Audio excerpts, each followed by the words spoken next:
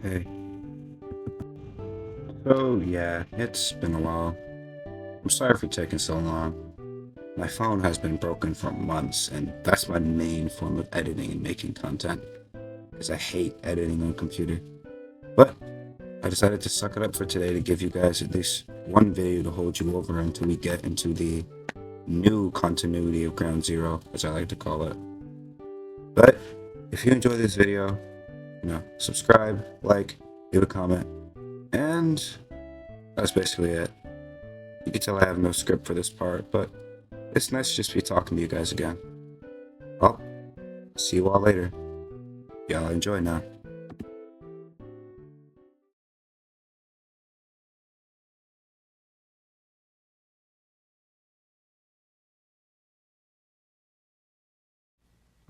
Hello.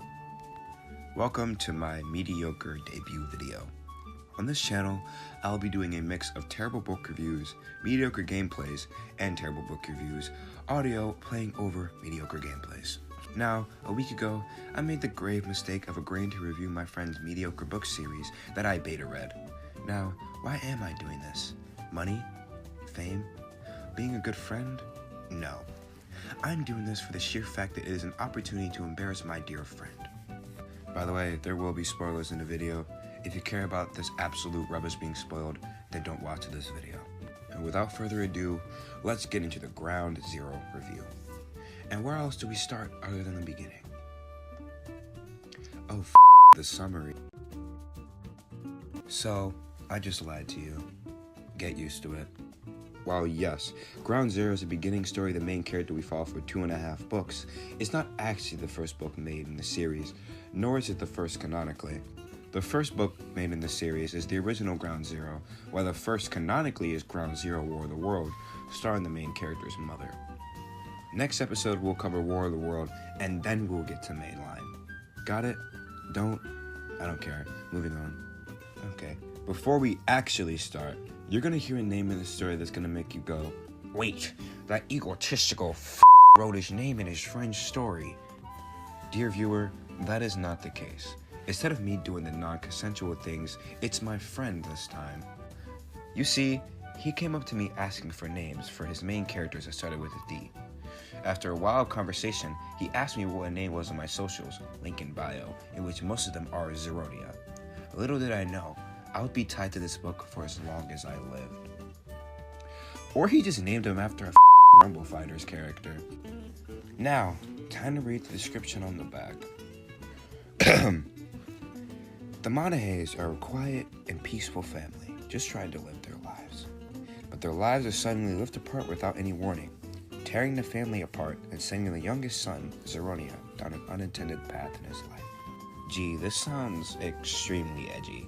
The description kind of reminds me of Vigil's backstory from Rainbow Six Siege. If you know, you know. Anyway, enough stalling. Grab a drink, snack, closest bottle of pills just in case, and get ready for the story review.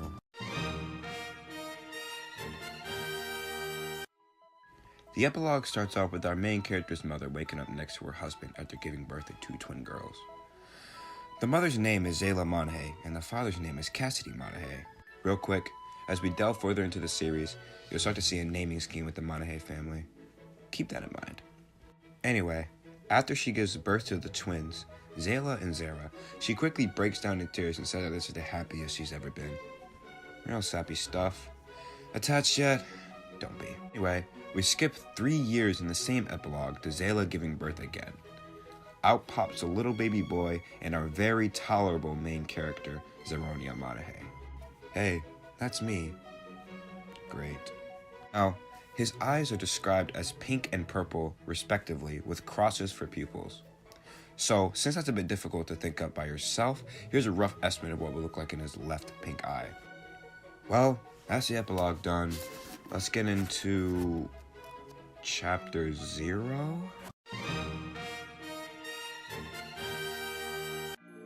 Chapter 0 starts with Zayla telling us that she's never told her children she loves them. Mother of the Year, guys! She justifies this by saying that her actions shows that she loves them. But, girl, words are sometimes more important than actions. Stuff happens. She meets up with a character that lasts for 3 chapters. She goes home, thinks about how much she loves her children. We're going to chapter 1. The chapter starts with the character's POV that we follow, Zeri, as she wakes up for breakfast.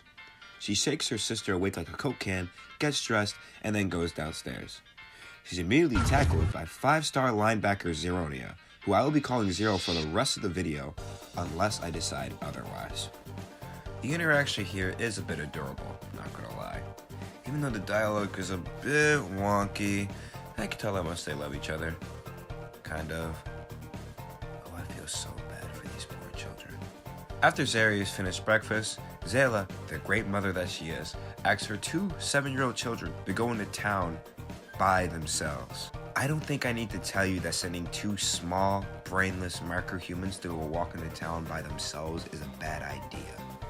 But some might say, Zeronia, maybe the town is close. We will learn later that the town is about 40 minutes away by foot. She has her children walk 40 minutes away by themselves. And just as expected, Zeri and Zara go outside, walk through a forest, get lost and chased by wolves, and climb into a tree until the moon comes out. Great.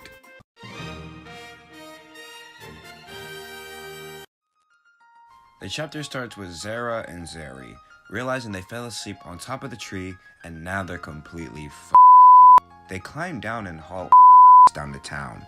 They furiously knock on a random door like a Jehovah's Witness until a woman answers. This woman is Care Evergarden, a non-important character to multiple important characters in the story. So, I guess she is kind of important. Sorta. Not really. No, she's really not. Anyway, they ask her to stay since she's like their aunt, and Care agrees. So for the next few days, Care takes care of Zeri and Zara until Zayla comes to pick them up, which, might I reiterate, takes multiple days. They get back home, Zero hugs them, they all fall asleep. I really don't have a good feeling about this.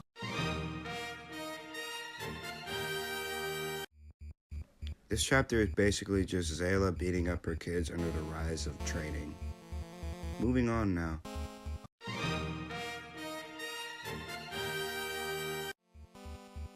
The chapter starts with Zeri bursting through the door, asking for her mother's help. When her mother asks what happened, she starts shivering like a kid on report card day. Apparently, she lost her little brother in town. Yeah, I think that's worse than getting a bad report card. Zayla is justifiably mad, and Zeri is justifiably terrified. Cassidy comes over and saves Zeri from certain death, but gets into a little lover's quarrel with his wife. She cracks a wall. Is this a good segue to explain magic?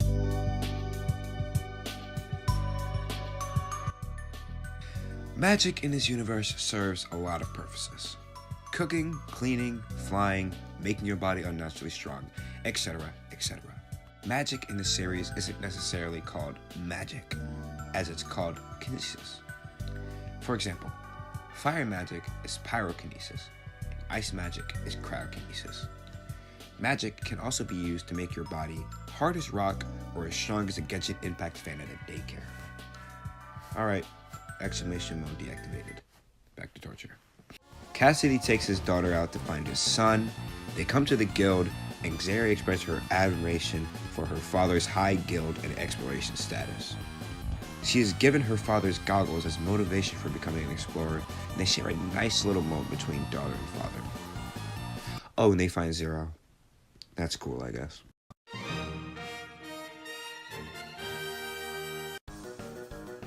This chapter starts with the twins in town. Don't worry, their mother has joined them this time. This is very short-lived, as their mother then abandons them to go talk with Care, leaving the girls to get gripped up by a random Discord mod who doctors their location and information.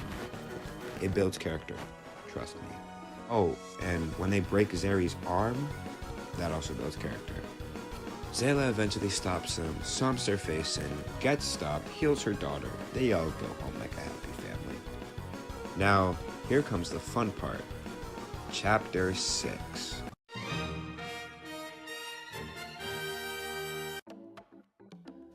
This chapter starts with Zara waking up and comforting her little brother as he has a nightmare. Boring stuff happens, they get up, Zayla accidentally go in town for stuff again, Zero complains, stops complaining, and all three of them go into town together. As they're making their way into town, Zero accidentally bumps into and is picked up by a woman in a white lab coat. She compliments her eyes, embarrassing him before he's whisked away by his sisters. Keep that character in mind. As they're in town, Zero disappears out of his sister's sight and reappears shortly after, stating that he suddenly just flew away. Zari and Zara both notice how this is a sign that his math is coming in. Early at that. As soon as they get home, they find a note on the table left by their mother. Zari makes a note on how it's weird that they've been called to the guild late at night. So they wait. And wait. And wait. And wait. How long do I have to keep saying and? Zayla comes back after a few hours. Just Zayla. She sends Zero upstairs while she sits her daughters down. And then she gives them the terrible news. Cassidy had just died an hour ago in the infirmary.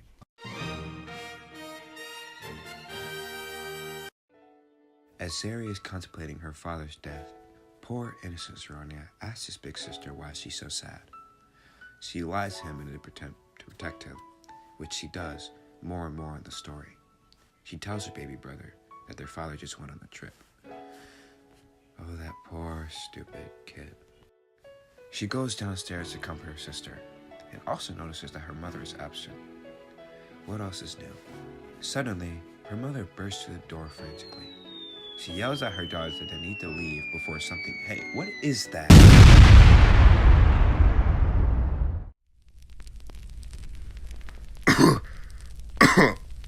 What the fuck?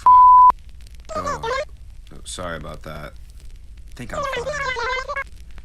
But I can't say the same for the family. Their house is blown to smithereens by a missile of some sorts, leaving the house a burning and smoking mess. Zari and Zara both find their mother, but also find out that Zeronia is missing. Not good.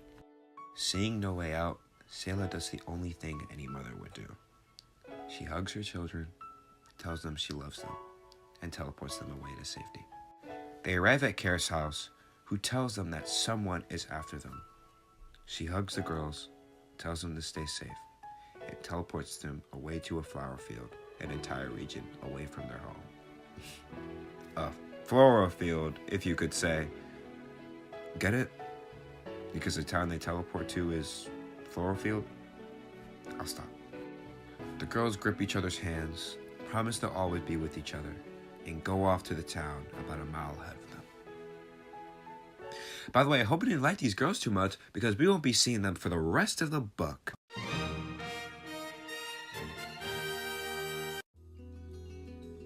Chapter 8 takes place 3 years later, as the name of the chapter implies, as we are now following the youngest son for the rest of the book. Kind of. Anyway, we're introduced to a new and very, very important character, Kamari Evergarden. If that name sounds familiar, then you have the memory above a goldfish. Kamari Evergarden is the youngest daughter of Kara Evergarden, and is the adopted mother of Zeronia Monahay. While she's cold and calculated when it comes to others, she has a soft spot for children, especially for her adopted son. No, his last name is not Evergarden. Yes, he will get it later. No, it will not replace his name fully. Yes, his name will be Zeronia Evergarden Monahay in the future. Please stop. Things happen, emotions build up, he starts crying, and then we're introduced to the, and I'm quoting my friend verbatim, the most important character in the Ground Zero series.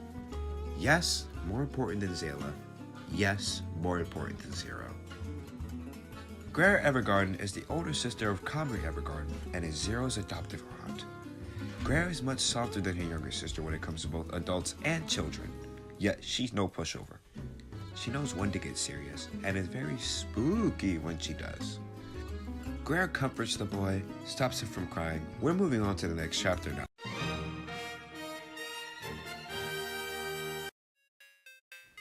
These titles are gonna be the death of me. Chapter 9 is in Kamari's point of view, and we follow her as she walks to town with Zero. They visit multiple shops. Zero goes missing. Oh, Zero goes missing. Kamari enters brand new mother mode and starts to frantically search the town. She finds him huddled up in a corner with teardrops having replaced his eyes. This is where the author introduced the fact that Zero's, and by proxy Zayla's and a future character who I will not name right now, pupils change based on intense emotions. Why is that music playing?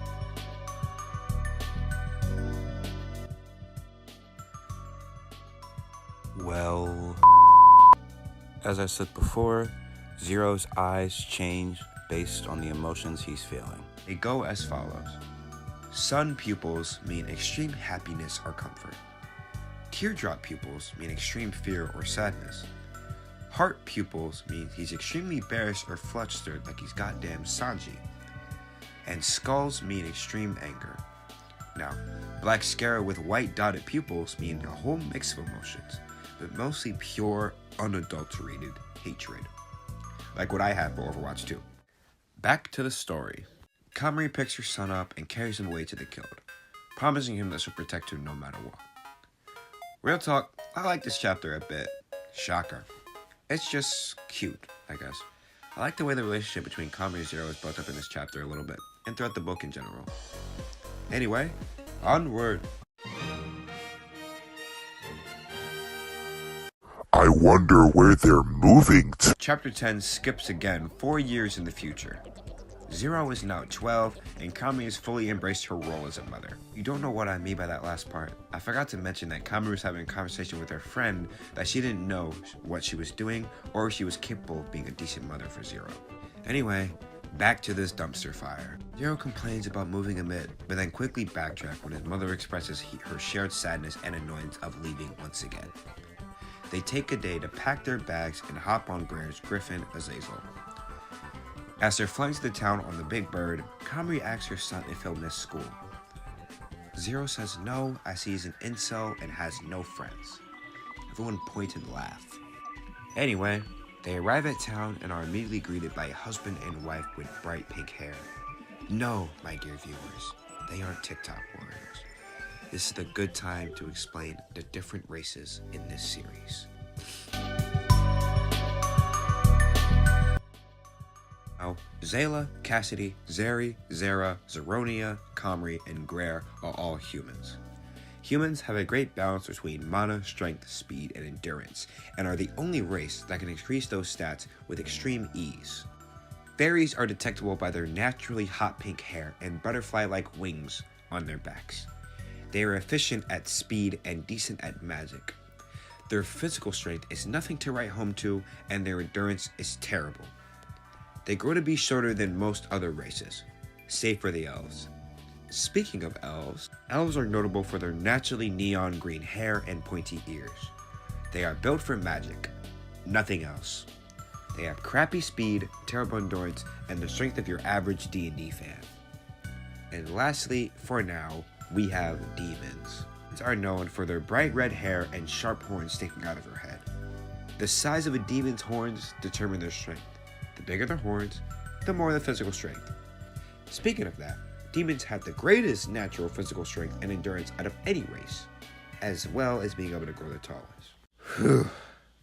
Holy sh**. As I was saying, they are greeted by a husband and wife, the Srirachas. They are longtime friends of Kamari and Greer and have lived in Dragona Town their entire lives. As they say their greetings, we learn of Zero's slight genophobia as Mrs. Sriracha tries to talk to him. When he reveals his age, though, that's when all hell breaks loose. She calls for her daughter, Sky Sriracha. I will talk about Sky soon. Very soon. Miss Sriracha asks Sky to give Zero a tour. She complains, of course, but eventually agrees to do it. She then takes our boy's hand and pulls him away. Now, I think that this description, Dragona Town is based on Chinese culture. That's the only explanation I have for the Red Lanterns besides Japanese culture. I mean, it would make sense. Sky, and by proxy her family, and probably most of Dragona Town, and Zero, and by proxy his family, are both Asian. While Sky being Chinese, while Zero is Japanese. As they're walking, Sky asks Zero's name. which he gives. She comments on how girly it sounds, which, I mean, we're all thinking of it, but it's a move to say it out loud. Not just his name, though. It's his entire being. His shark-like teeth, his eyes, his goddamn leafy haircut. Poor Zero, man. First his family gets Quicksilver to deal with an autistic Asian girl.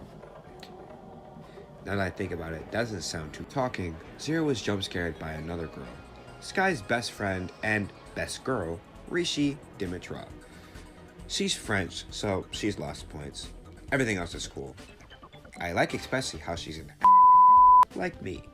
More stuff happens and Zero goes home, where he tells Comrade that he thinks he wants to enroll in Dragona's Town Academy. Anyway, on to the next chapter. Yeah, despite being named Eventful First Day, this chapter really isn't eventful. Per Sky's invite from last chapter that I forgot to mention, Zero enters the Exploration Cup in the school. He has to pass an obstacle course in which he has to beat Sky's older brother, Ash. We don't like Ash. He races him, wins by a large margin, and everyone celebrates that this book is halfway over. Reading this book is gonna give me a panic attack. This chapter starts with congratulations from everyone to Zero, which he nonchalantly brushes off. Zero is assigned to Team 4 with Rei Misogi, Moon Kiori, Yuri Ziegler, and Sky. Also, if you couldn't tell by how these interactions between Moon and Zero are going to go soon, I'll tell you right now. These two are going to very, very hard in future books. Zero goes into the locker room to find one of his teammates, Moon. They talk for a bit and exchange interests, but then poor innocent, stupid Moon asked a simple question. Were you involved with the fire in the next region over a few years ago? That sends Zero into a panic attack as memories of that day flood into his brain. He lays on the floor and breathes heavily, begging Moon to stay by his side. Sky comes into the boys' locker room not too long after and helps Zero into a better chapter.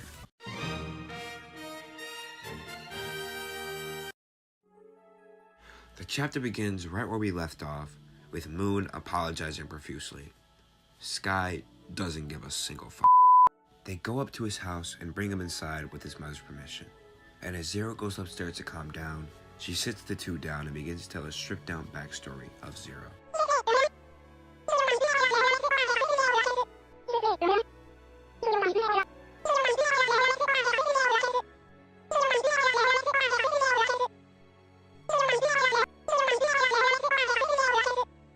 Zero comes back downstairs and hugs his new teammates tightly, thanking them for their assistance. I need assistance on killing myself.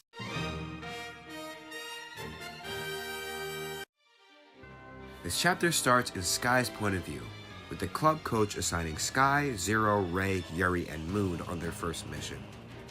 Unfortunately, Moon can't go for reasons we will learn later. They're heading over to Rift City to help out the guilds. Since this universe doesn't have cars yet, they have to travel a few hours by foot. Sounds like a regular day in Wisconsin. Sky goes to Zero's house and knocks on the door. Greer answers the door, closes the door, and Zero answers the door again shortly after so Sky can deliver the news of their mission, and pulls him out of his own house to hers, to his chagrin, by the way.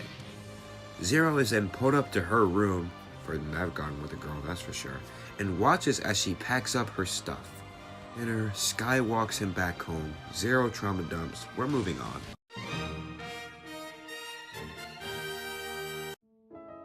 This chapter follows Sky's point of view again as she goes up to Zero's house and knocks on the door again.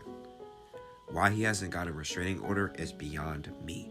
As she goes upstairs to Zero's room, she catches him practicing his epically cool fighting skills he learned from Greer. She asks if he's ready, to which he replies that he didn't tell his mother that he's going to be going to a whole other city. Dumb. Comrie is of course distraught about this, but Greer solved the problem by giving Zero a magic heart locket that tracks his vitals. Okay, seriously, who wrote this? Before he leaves, Cromwell makes him promise that they'll stay out of trouble. He agrees, they hug, they meet their team in the middle of the town, and head off. They continue their journey under the setting sun and come across a river. This is where we learn of Zero's fear of water and lack of swimming ability. Sky jumps into the water, and Zero does too. Sky swims across slowly while Zero clings to her body like a baby possum. Then they set up camp, talk about their dream. Let's move on, please.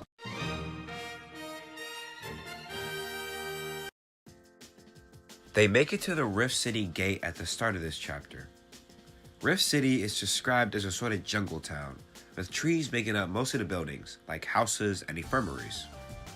Yuri and Ray spot a woman, who they both recognize as Yuri's older cousin, Calliope Ziegler, and introduce her. This is the last time we will see her until we get to Ground Zero.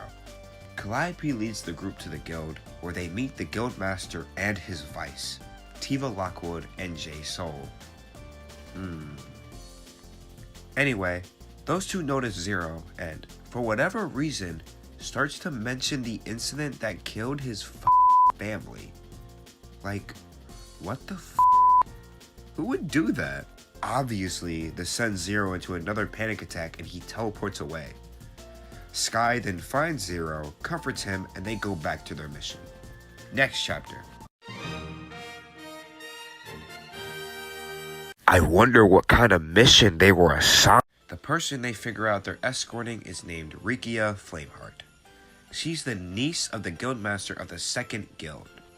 Rikia starts to semi-flirt, semi-tease Zero, to which Sky feels some sort of way about. I wonder why. Anyway, they have to escort her to a town, so that's what they do.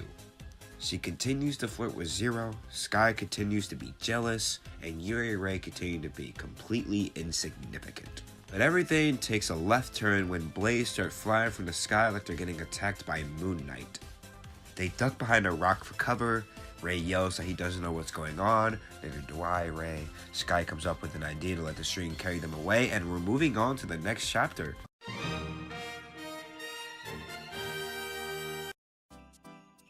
Chapter 18 begins a little further where we left off, with Sky asking Rikia if those assassins are after her as they lay in their sleeping bags in front of a campfire.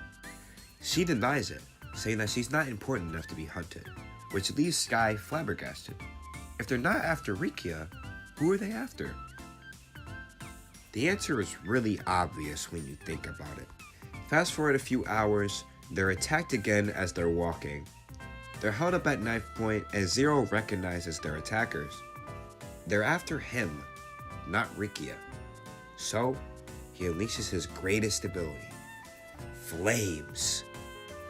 He releases a sea of fire and burns his attackers to smithereens. Kidding, he just burns them a bit. They make it to Lukomo village, where Rikia lives, and she rewards Zero with a cheek kiss. Sky is close to blowing her lid. Yeah, and then Zero gets stabbed. Wait, what? Whew. Almost done. Zero wakes up in the hospital, his stab wound passed out completely. Sky runs in, calls him an idiot, and then hugs him. Rikia then comes in and asks to be friends for some reason, and the naive idiot Zero agrees. And then all hell breaks loose. A woman suddenly appears in Zero's room like she's Ramona Flowers. She terrifies him to his core, sending him into an instant panic attack. This woman is Uzuma Adamatus, his kidnapper and tormentor. She walks over and tells Zero to follow her, all while subtly threatening Sky and Rikia's lives. It's not until Sky speaks up does Uzuma attempt to kill her, but she's saved by someone. Rare Evergarden! She uses her photokinesis, or light magic, to ward her off. Wait, why is that music playing? Oh, fuck.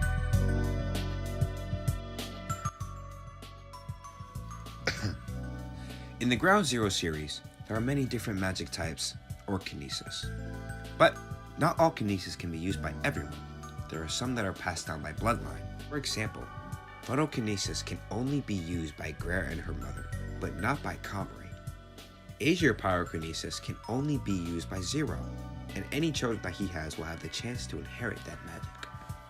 Got it? Got it. Next chapter.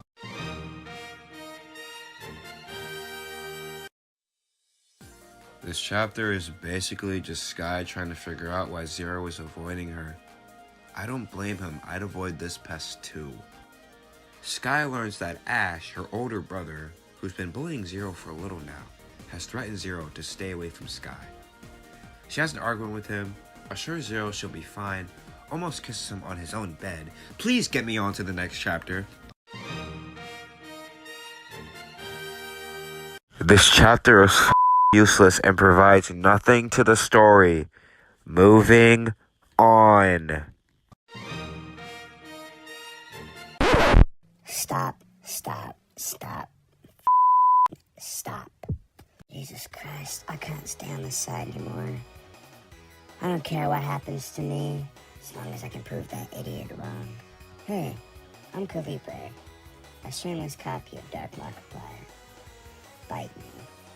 You probably saw me on the side, on the video, explaining everything that the other version of me wouldn't explain, as well as explaining that one part about what Greer said since he was too lazy to put it in the video. Anyway, chapter 21 is somewhat important. We see why Moon had to drop out of the mission, and we can see developing crush on Zero, as Zero helps him with Duffy's grandpa, which is why he couldn't go on the mission. And Moon thanks him before calling him cute. So sweet, it makes me sick. We then see the relationship between Zero and Sky, as well as Rishi, grow as they all help each other out in certain situations. Hence the chapter name. Well, that's it. From here on, take what they say with 40 pounds of salt.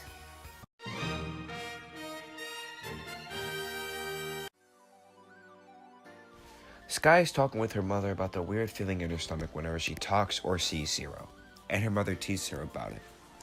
Sky makes her fear of rejection prominent, but her mother assures her that everything will be fine. So Zero appears and gives her a violet hair clip, and then exposes her surprise party because he's autistic. Sky goes to her surprise party, gets surprised, goes up to her room with Zero, and then gets told that she should stay away from him. Happy birthday!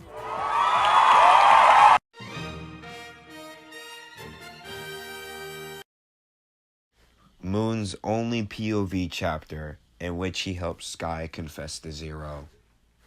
That's it. Attack on Titan, Rift City, starts with Sky reminiscing the fact that it's been a year since Zero started living in Dragona. She also laments the fact that he has to go back, but he promises to visit. Also, her wings start to grow in. Forgot to mention she didn't have any. Wasn't really important, but yeah. They're assigned a mission back to Rift City, so they go. Along the way, they meet Rishi's team members, Echo Listris, who will be very, very important, and Ingrid Forjo, who will not be as important. They arrive at Rift City just in time for it to be ambushed. As the city is burning to ashes, Zero fights the leader of the attack and gets his handed to him. It's only when they splash Sky down the middle does he reveal his greatest ability. Azure Flames. He wins and takes Sky to recover. Next chapter.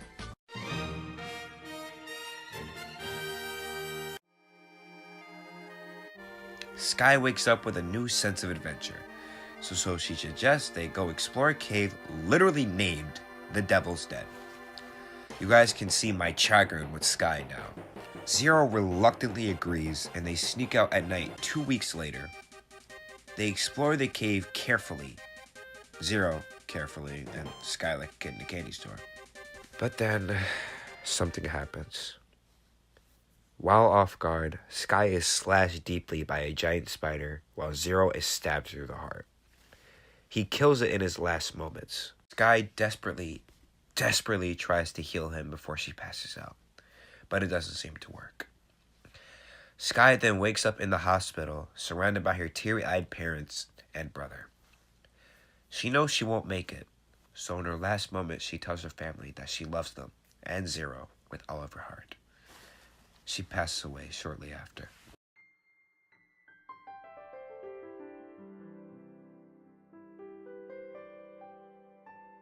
This chapter follows Zero as he goes through a sort of change. It's like he's permanently stuck on stage 2 of grieving, which is anger. He sneaks out, gets into fights, and insults Rishi as she leaves town to go to Tempe Island. Not even Moon, his best friend at this point, can stop him.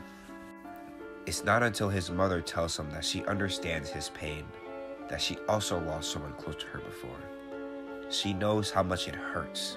She was able to get through that pain with the help of her family, and she will do the same for Zero. Zero breaks down in his mom's arms, blubbering out apologies unintelligibly.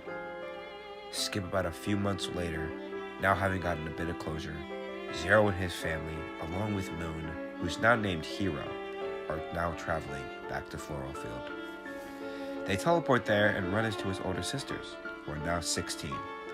They hug and pepper his face with kisses and invite him to live at their treehouse with them, to which he agrees. The story then skips a bit ahead. Zero is on the couch reminiscing about his time with Sky late at night. His sisters come down and try to comfort him as he begins to cry, but he isn't budging. They then take him out where they tell him how they deal with grief. After that, they all burst into tears while hugging each other, all of them thankful they've gotten each other back. And that's the end of Ground Zero Before the Storm. There is an epilogue, but I don't feel it's as important because it's just Zero thanking Sky for loving him and that he'll always love her back. So I'm gonna end it here. Thank you for listening to the summary.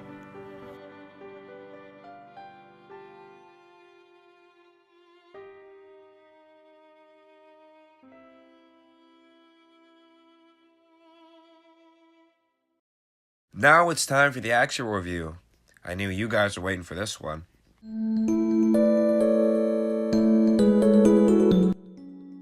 So I'll just be reviewing the story and characters separately, since there's not much I have to say. And we'll also start then with the characters we were introduced to. Zayla is strange. I don't agree with most of her choices regarding her children, and she may also come off as a bit harsh and irresponsible. She loves her children, that's evident, but her way of showing that is weird. 4 out of 10. I think Cassidy was purely made to be his wife's foil. He doesn't really have any of the flaws that she has. Not any flaws in general, nor any really time in the book at all. And his off-screen death is awkward. I know we're supposed to care, but it's hard to when we don't get enough screen time with the guy. I don't dislike him, so I guess I would say 5 out of 10? Zeri is one character who I actually enjoyed reading. Her relationship with her brother is adorable, even if it is a bit short-lived. She's kind and thoughtful, as well as a bit of an idiot. She's good to read, she's nice, 8 out of 10. Zera's cold but secretly warm and cool nature is cool, I guess. I've seen it done so many times that it's getting old, but I don't hate it, just like I don't hate her. She's enjoyable to read sometimes, and I would like to see more of her character evolve. 7.5 out of 10. Zero is interesting, to say the least. It feels like he's made to mold and bend around the other characters' personalities, and that's his only purpose, which kind of makes him come off as stale. I mean, he's basically a foreigner in an unfamiliar land, which explains why he's so nervous all the time. But his relationship with his mother is cute, and his interaction with his friends are enjoyable sometimes. I wish he felt like his own character all the time, or even most of the time, but that's something the author will have to fix in later iterations. Kamari is cool. As a mother, she has a very soft and likable vibe to her. I don't think there's a scene where I think she was acting crazy or overreacting. All of her stress and worries are understandable. She's a recently adopted mother after all, and it's only been one for a few years. I think anyone would be a bit nervous at that. 9 out of 10. Guerre, in my opinion, is as enjoyable as she is important. And that's saying a lot, depending on her importance. Her calm nature and subtle passive aggressiveness at times makes her a really cool and delightful character to read. Her interactions with her nephew are also very adorable at times. Her abilities to do things that seemingly are impossible confuse me sometimes. I really love her character and I can't wait to see her more in other books. 10 out of 10. Ugh. If you couldn't tell, I'm not too fond of Sky. In my opinion, she's very annoying most of the time, making almost every interaction with her a nightmare to read. Of course, she's not all bad. There are interactions between her and Zero that I like the one where they're talking about their dreams, or the one where she's comforting him. Overall, she's not my cup of tea. Moon's place in this story in particular is very small. While he is considered one of Zero's best friends, he isn't really important in this story. Besides the end, you could take him out and nothing would really change. It's sad, really. All of the scenes he is in makes him seem pretty enjoyable. I would have liked him more to be involved in the plot, but I digress. 6 out of 10. The story of this book is strange. And it's strange in the fact that it's kind of inconsistent. Sometimes it moves too fast, and sometimes it moves at a snail's pace. I understand why the chapters following Zeri and Zera are 7 chapters long, but why? In the parts where it does move fast, it moves too fast. They go from going to Rift City in one chapter to being in Rift City in the next chapter. Also, there are a bunch of errors in this book, both grammatically and aesthetically. For some fucking reason, he decided to space a bunch of dialogue and lines up, so it just looks awkward. The magic system in this story is one place I will give it credit though. Its premise is simple, but I guess that's what makes it appealing. And with a lot of creativity regarding kinesis, it's not hard to think up something on the spot. Overall, I'll give this story about 5.5 out of 10 out of enjoyability, I guess.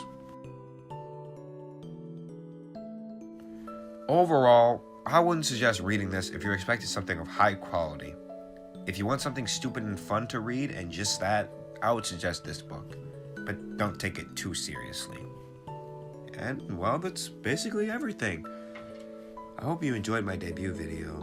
And if you did, go ahead and sub. I'm sure I'll make more of this before disappearing off the face of the earth within a year's time. Nah, I'm just kidding. I'll see you guys later, okay? Have a good night.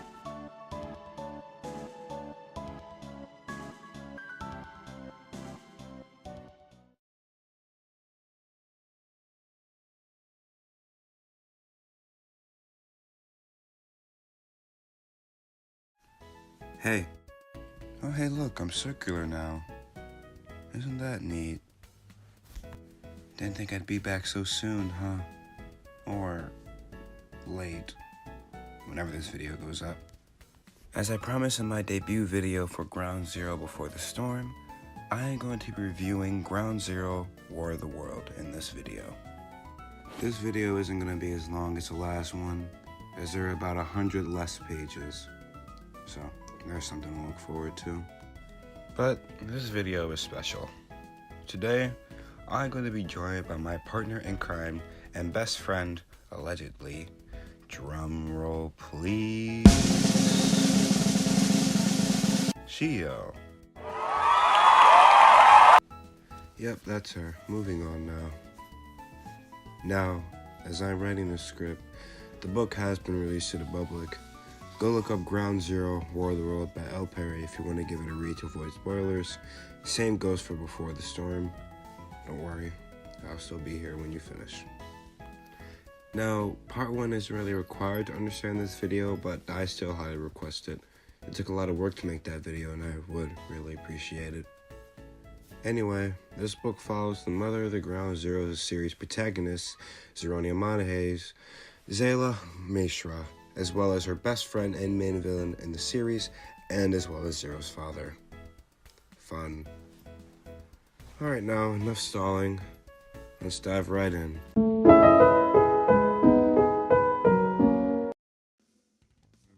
The chapter starts off with a 16-year-old child soldier girl telling her superiors that she killed her target with 364 stab wounds.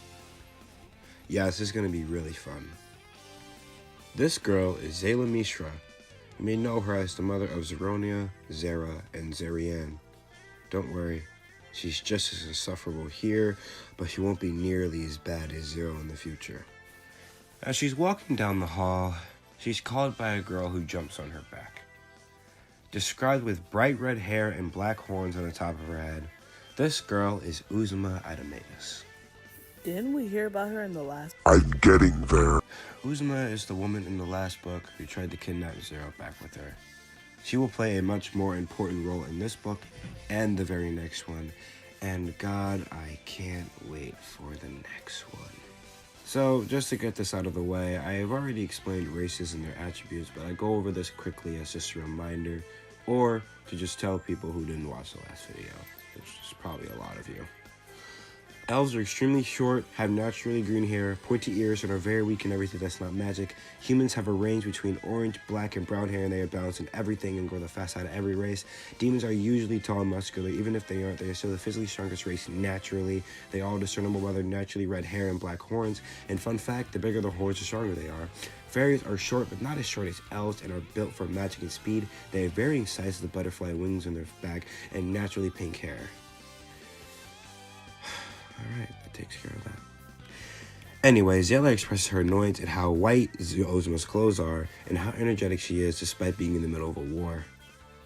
Oh yeah, there's a war going on that's not explained very well, but apparently it's been going on for a little over a year. I'll probably go over that in the story review at the end of the video. After that, she describes her base, which we stay at for like 2 chapters, so it's not really important, and then they go to sleep. After the page break, we're now in the morning, where we learn that Zayla is ashamed of her own body, especially her eyes and scarred skin. And after this, Uzuma gets her sociopathic best friend, a new katana. Next.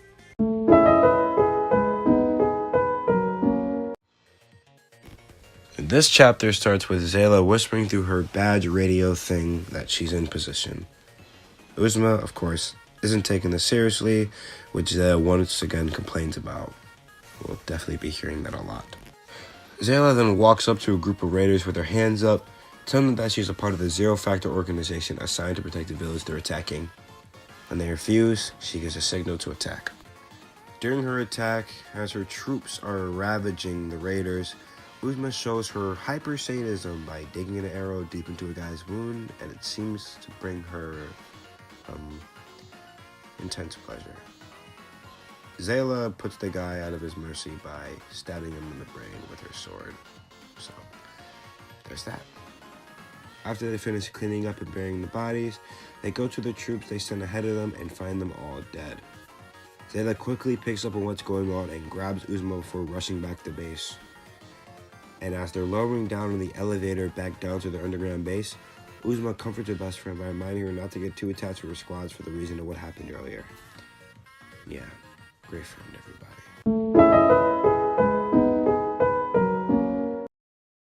Uzoma. I hate her guts. Seriously, she makes me highly uncomfortable. Show of hands, who is uncomfortable by her existence? Exactly. Anyways, it begins with her telling the superiors that she's fine with the squad being dead. That's cool. Then she proceeds to hit on sexually assault this guy named Jillian, who gave her a top secret folder. Normal things, of course. Zayla basically says, cut that out. Good on her.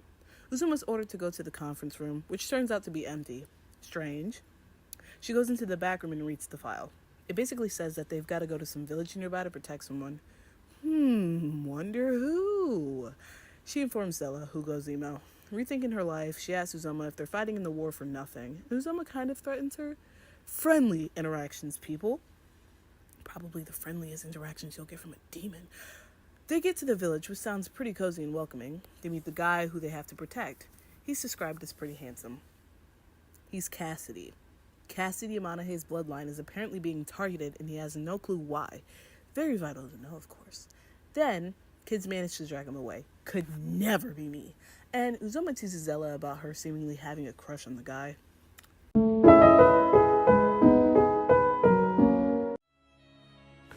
Anyway, this chapter starts with Uzuma recounting her love life to Zela, lamenting on the fact that a guy stopped talking to her for some reason. We then learn this reason to be that she performed multiple experiments, gruesome experiments might I add, in front of said ex-boyfriend. God, I love this character so much. Cassidy then enters his own home, which the girls have invaded, and Zela promptly leaves.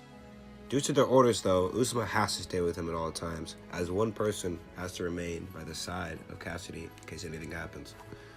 As Cassidy goes and packs, Uzuma stoops through his things, like any person would, and finds a letter. This letter is addressed to someone named Coral. Dear Coral. Hey Coco, how you doing? Well, I've been doing great. I got to this village not too long ago, and it's the best. The people here are so nice, and even let me help around. I was able to start construction on the cabin here as well, so you don't have to worry about that. I know you hate me living in the wilderness and stuff. And that's all for the update, I guess. I really miss you, Coral. Maybe when this is over, I can visit you again sometime. I love you. From Cassidy.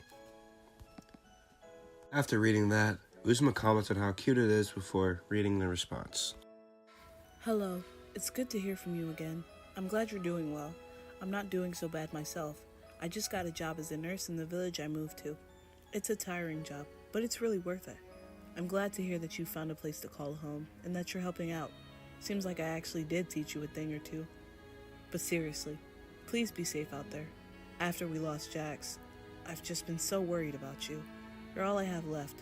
I can't lose you too. If you need anything, you know where to find me. I love you, Cass. Take care, please. From Coral. After Cassidy comes back, Uzuma asks who the letters are from, and he answers that it's from his sister, Coral, or Coraline. Coraline is 12 years older than Cassidy and has acted as his mother his entire life, as his real parents neglected him. Fast forwarding a bit, Uzuma and Zela come up on their first group of opponents. While fighting, Uzuma reveals her magic tablet that doesn't allow any attack to reach her before they finish off the attackers for good. Next chapter.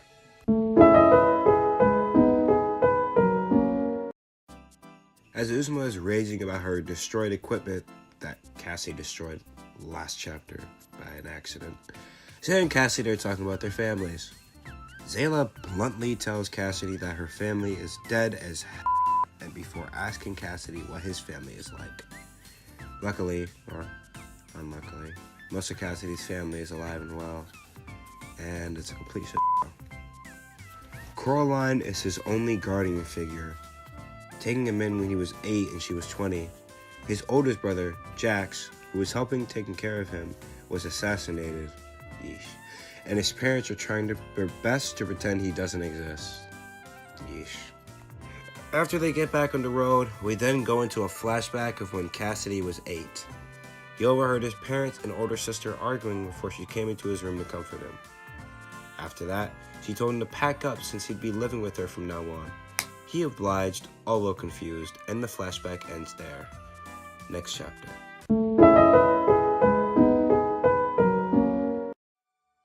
Okay, here I am again. I better be getting paid for this operation. So it begins with the three of them walking through the forest. Uzoma complains about her clothing and comes at Zela, who, rightfully, punches her in the gut. Don't touch the lady's mask, people. They threaten each other's lives, Uzoma with her wooden dragon and Zela with her katana. Cassidy plays peacemaker so they can continue. Suddenly they're jumped by 5 guys. Well, 4 of them are the same person. Zela pulls a cool move, slicing down a whole bunch of trees. She continues to pull cool moves, showing off her strength and quickness. Oh, and Uzuma transferred the fire to the last guy. L's. Later, Uzoma and Cassidy room in a motel, since Zela and Uzoma aren't exactly getting along right now. Thankfully, nothing happens between those two. Cassidy leaves to go to the bathroom, seeing Zella, and he describes her as awfully good looking. He tries to make a move which went something like this. "What's up, baby girl? You got some pretty eyes." Okay. He sits down at a bar table in an empty room. Turns out it's not empty. Some lady who knows a little too much about him is there. She explains that she just wanted a drink and isn't trying to kill the man, to his relief. Well, at least not right now. Ooh, mystery. Alright, Zeronia, back to you.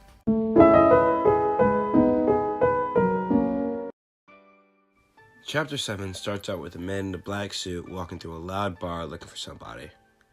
This man's name is Jeffrey, and the woman he's looking for is Mariella Izanami, who I will just be calling Mari. Jeffrey tells the woman that he has a mission for her, but she doesn't seem to give a single shit. Why? Well, she's already been asked about 1,000 times to take out Cassidy, who's being hunted region-wide. Jeffrey is confused on why she won't take it, as apparently she is the best assassin in the region and arguably the world at that point. Mari says that she's thinking about it, and then reveals that she's the one who's been sending out the mediocre assassins after Zayla and Uzma to tire them out. Jeffrey seemingly understands and quickly gets the hell out of there, but comes back and asks Mari if she remembers Greer and Comrie. She has no clue who they are. Fast forwarding a bit, Mari wakes up in a hospital room with a killer hangover. Yeah, drinking all night won't do that to you. Someone knocks on her door and Mari yells the door is unlocked. Jeffrey opens it and comments that she looks like shit for urging her to follow. She obliges, although reluctantly. They go through a secret passageway in the hotel like it's the Continental from John Wick. Mari and Jeffrey walk through a spiral staircase as they talk, and eventually end up in an armory room, where he gives her a bunch of weapons. He gives her a blade that can neutralize any offensive magic, and a dagger that can cut through any defensive magic, and, the most important of all, a blicky. As she's getting finished setting up, Mari tells Jeffrey how there's a good chance that she won't survive.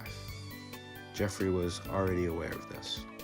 The two friends hug each other tightly, both of them thanking and wishing each other goodbye. Next chapter.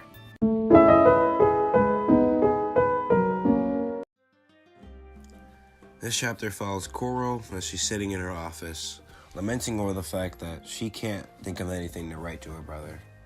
You're not the only one, Coral.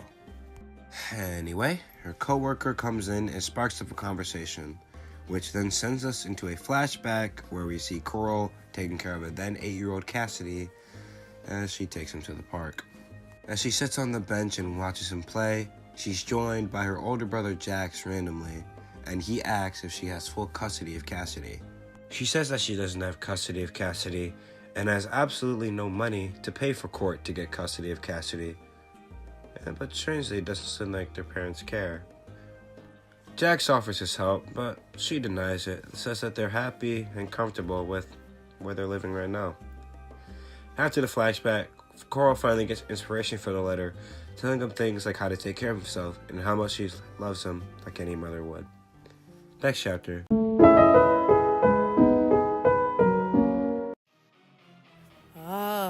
Well, here I am again.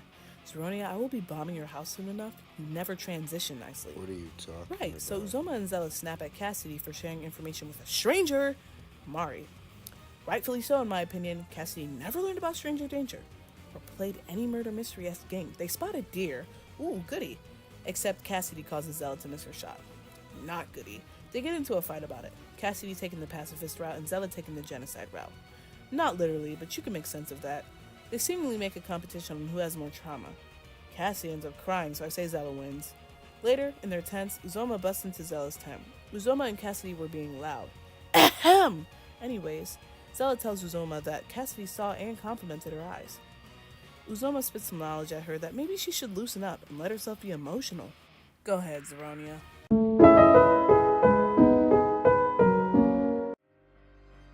After the events of last chapter, which she was adamantly told me not to repeat, Zayla wakes up in the morning to find that Uzuma is gone. Then suddenly teleports into her tent and wishes her good morning, to which Zayla responds with the same. After entering where Cassidy is, Uzuma just casually drops the knowledge that she fought off multiple attackers outside their campsite and burned them all to death. Screw what Shio says, man. I love this character. They then all decide to leave that place where they're camping and continue toward their destination. Along the way, Zayla tries to apologize, but fails horribly. Sounds very, very familiar. Not even a few hours later, Cassidy ends up in Zayla's tent, apologizes to her, and then they both make up and kiss. Hey, yo!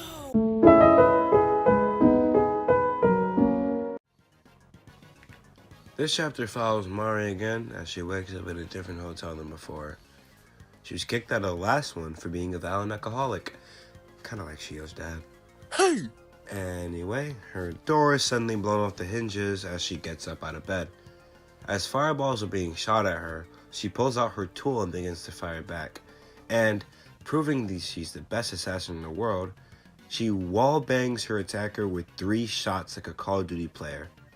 Mind you, this is her first time using a gun. She reloads and follows the person to the other room before putting one more shot in their face and leaving. What a Chad, man. As she's walking down a random trail, she begins to think about how her husband would hate it if he found out she got back into assassination work. Oh, did I not mention that she was a widow? That's kind of a really big part of her character. My laziness aside, he randomly comes across our main trio and gets into Zayla's head by informing her that her mother, who she's been fighting this entire war for, by the way, is dead. Next chapter.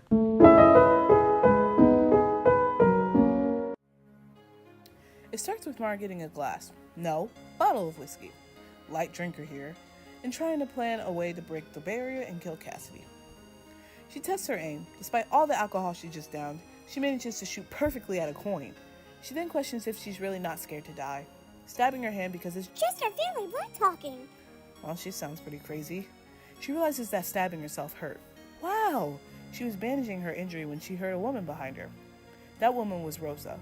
Before Rosa could finish her threat at Mari for taking the bounty on Cassidy, Mari gets the hit sent. They make a deal that Rosa gets first dibs on the attempt to kill Cassidy. How nice. Switch over to Zella being depressed over the news of her dead mother, making Cassidy leave to his own tent. He explains to Uzoma that she's been really sad, and Uzoma basically says it's not the time for comforting. Suddenly, they're hit by a magenta fireball. Cassidy reflexively protects Uzoma. Should have thrown her at it, honestly. She protects Cassidy and her with branches. Zella wakes up, protecting them and getting into a whole battle scene with Rosa. She tags Uzoma in, and she finishes the job, but Rosa disappears. Even though she was in her grasp, Uzoma jumps in a ravine. Then they all decide, let's go to a hotel in a nearby town. All you, Zero.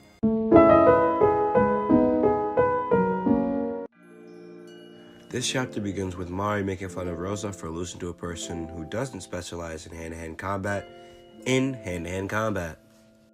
Rosa tells her to shut up before getting up and storming out of the room. But before she's actually able to leave, Mari stops her and asks what her husband said before he died. She tells her that he said that he really loves Mari more than anything. That makes Mari chuckle a bit, and she wishes her goodbyes to Rosa for what, to her knowledge, may very well be the last time. After the page break, we find the main trio in a hotel freshening up. Uzuma and Zayla get into a icky little talk about love and feelings and mushy stuff and bleg. All disgusting to an arrowway specimen like me. Anyway, when they leave the hotel and then the underground city that they're in, they make it up to the top only for Uzuma to get stabbed through the back. Who could have done this? Mari. It was Mari. Mari is blasted away and crushed, quotation marks, between 2 rocks. Uzuma senses that they're all about to get their locked and tells Cassidy and Zayla to leave.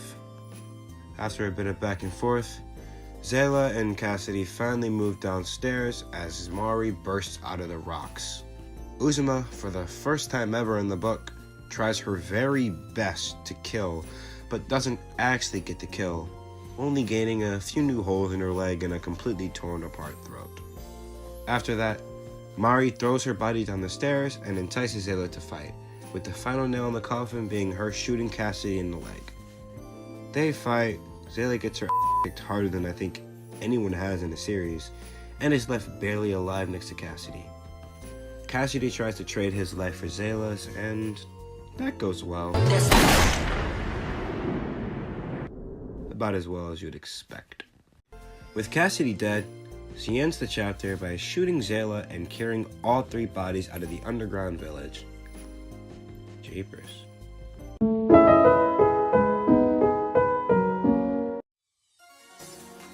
After brutally massacring some teenagers, Maya remembers what her sisters looked like exactly and what their names were, as well as the moment she got kicked out from her house for being an assassin by her mom. Which, I guess I feel bad. After that, she delivers all 3 bodies to her employers and has promised her payment. She then starts to explore around the lab that she delivered the bodies to, but then suddenly hears an explosion. That's never good. Turning back, she sees Cassidy with lightning bolts for pupils, signaling his awakening. We'll get into awakenings more when we get through Ground Zero New Moon and Ground Zero the final chapter, but for right now, awakenings are just basically a transformation that can only be unlocked in extreme situations. Most of the time, it's near death, but it can also happen something else too, like a traumatic event. As soon as they see each other, they get into a fight. And even with Cassidy's awakening, Mari is still proving herself to be the better fighter, using everything at her disposal to kill Cassidy. Again. As he shoots his last attack, Mari is getting ready to dodge and sees a figure behind Cassidy. A male figure. This is never revealed, but is hinted at to be Mari's late husband. She smiles and decides to take the hit, which leaves her at death's door. I'm pretty sure she described it as missing an arm too. She congratulates Cass for the fair win, who says that she could have won this fight easily, before shuffling away. Somehow, she's able to make it to Jeffrey's place while losing gallons of blood and slumps down in front of the door. As Jeffrey and his guest try his best to heal her, she thanks Jeffrey for being a great friend before finally passing away. A smile on her face.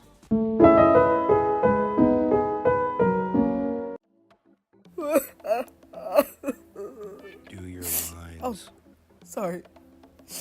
Right. Continuing. We're from Coral's point of view, where she questions where her brother could be. Then a nurse tells her there are 3 injured people, one of which has her last name. She sees the 3 and man, do they look absolutely destroyed. She sees Cassidy, who looks dead inside except for the lightning bolts. They have a reunion and she heals his wound. Cassidy then mentions that he killed people. A lot of them. He questions if he's a good person, having done that. She reassures him that she'll see him no differently and will always love him. We then are put into a dream/flashback on how Uzuma gets a new power. Not that I care. She's in a lab with another scientist. He informs her that she'll be getting new powers, being pyrokinesis and brontokinesis. It's a really painful process. Uzuma then wakes up from her nightmare in the hospital. Cassidy reassures her and says he's glad she's okay. She gives him a kiss on the cheek. Cassidy's for the streets, man. He picks her up and they go to Zella's room.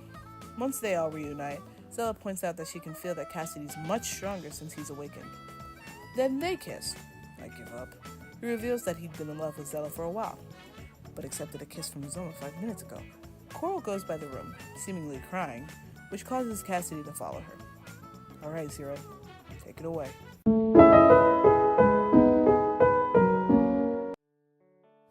Alright. Last chapter. Cassidy catches up to Coral and asks her what's wrong. After a bit of tears and talking, Coral's finally able to tell him that her family was the one who set the bounty on them because of their uselessness. Basically, Cassidy's family got his older brother, his only father figure left in the world, killed, and have been trying to get him and his older sister, his only mother figure in the world, killed too. So, Cassie does the only thing he thinks of doing. He teleports to his home with his new power, where all of his family is, and, well...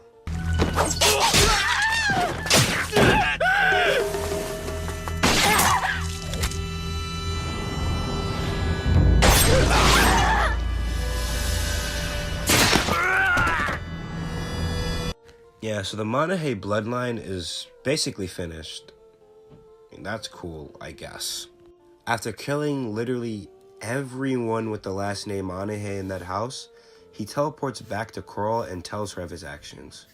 She, surprisingly, or unsurprisingly, I guess, doesn't seem too shaken.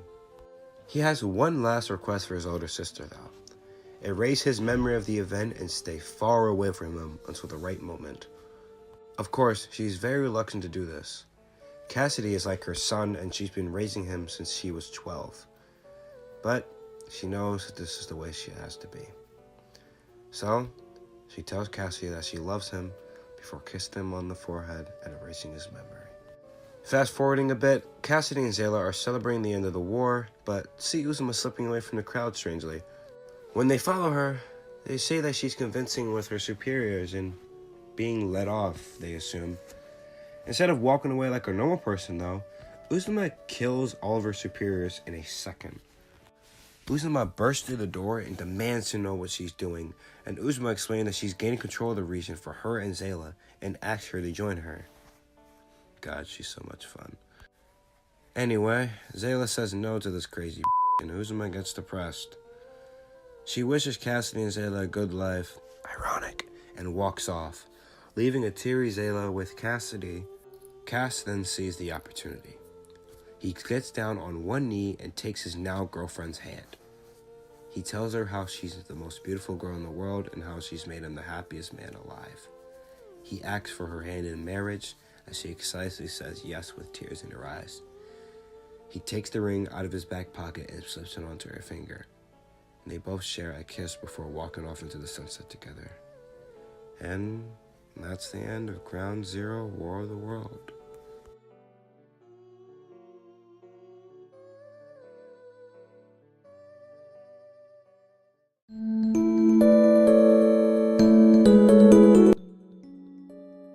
So, Shio and I will be giving both of our opinions on the characters of the books, specifically the main ones. Zayla is much more tolerable in this book than the last. Her reason for her tough exterior is prominent, and it's much easier to see why she does what she does. What do you think, Shio? Zella. I kind of enjoyed her in this one. She's tough, but she's got a soft spot, and that's always nice to see. Plus, her fight scenes were fire. As you could probably tell, I personally really do like this character. She's very unhinged, and I just like that about a lot of characters who are unhinged. Her being so unfiltered and carefree kind of reminds me of someone I know, and I guess that's why I find her so funny. I could see her reasoning for killing Zayla and Cassidy too, but it just felt kind of rushed. I guess I'll say more about it in the story review, and I'm sure my partner has some choice words for this character. Oh boy, do I! Uzoma, I want to push you out of a plane or helicopter or whatever to skydive, but then give you no parachute. I want to place a bucket of water on top of every door you have to open. Lava, preferably. I want to only target you in dodgeball. Anyways, she's too sexual, weird, and kind of creepy. Next. Glad Cassidy was more fleshed out in this book. That being said, there's not much else to say. Cassidy's made to seem extremely helpless in this book and is extremely helpless until he's killed and awakened. But after this, his strength isn't really able to be presented because there's only 2 chapters left. Other than that, I don't hate this guy.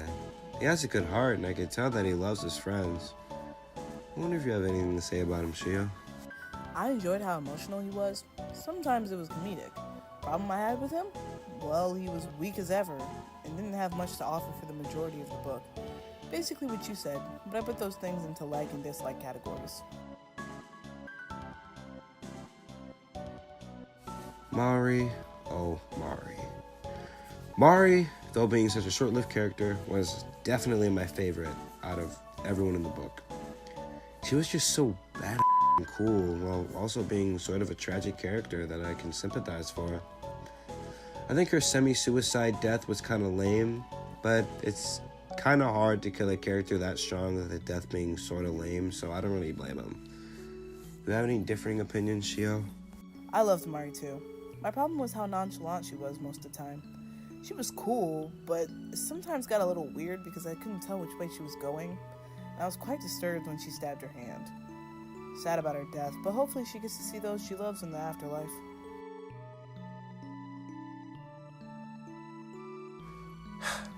Well, she only agreed to do everything but the story review. That just leaves me. Great.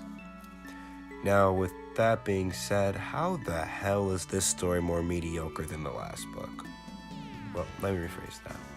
It's not bad per se, it's simple and very easy to follow, which a lot of people like. Escort mission, falling in love with employer, best friend leaves, blah blah blah, very simple. The only bad thing about this is the execution. The war barely plays a part in this book, just like Zayla's mother, and most elements seemed rushed. Case in point, Uzuma's departure. The romance between Zayla and Cassidy is fine, I guess. There's not much chemistry, but there's enough for me to tell that they love each other a lot. All in all, I would rate Ground Zero War of the World 6 out of 10, and I would have rated Before the Storm 5.5 out of 10. A little better, but it's still dumb enjoyable.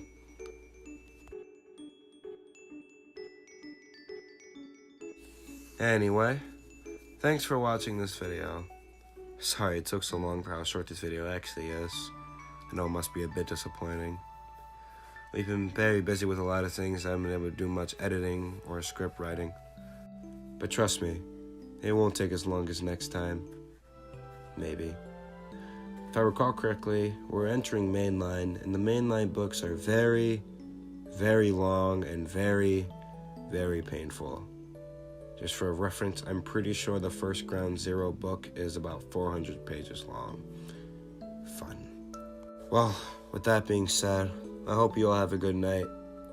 You stay safe out there with whatever you're doing, and come watch another video if you like this one. I'll see you later, alright? You take care. Bye!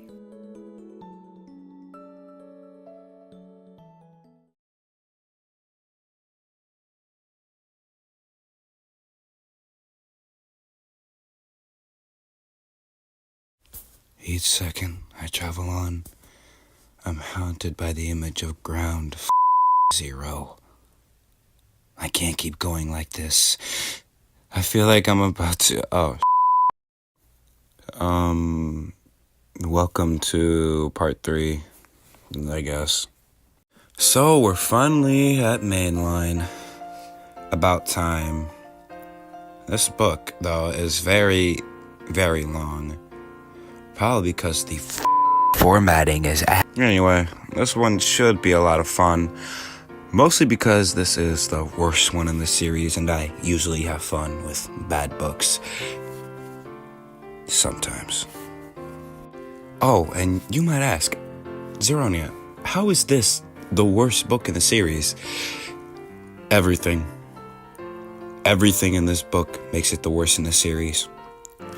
But I will rant later. So, let's get this over with. Oh, wait. Before we start, I do want to thank Joker's Eye for making these awesome new PNGs for me. She doesn't have any socials yet, but she's been my artist for a few years now. Thanks, Guy. Anyway, let's begin.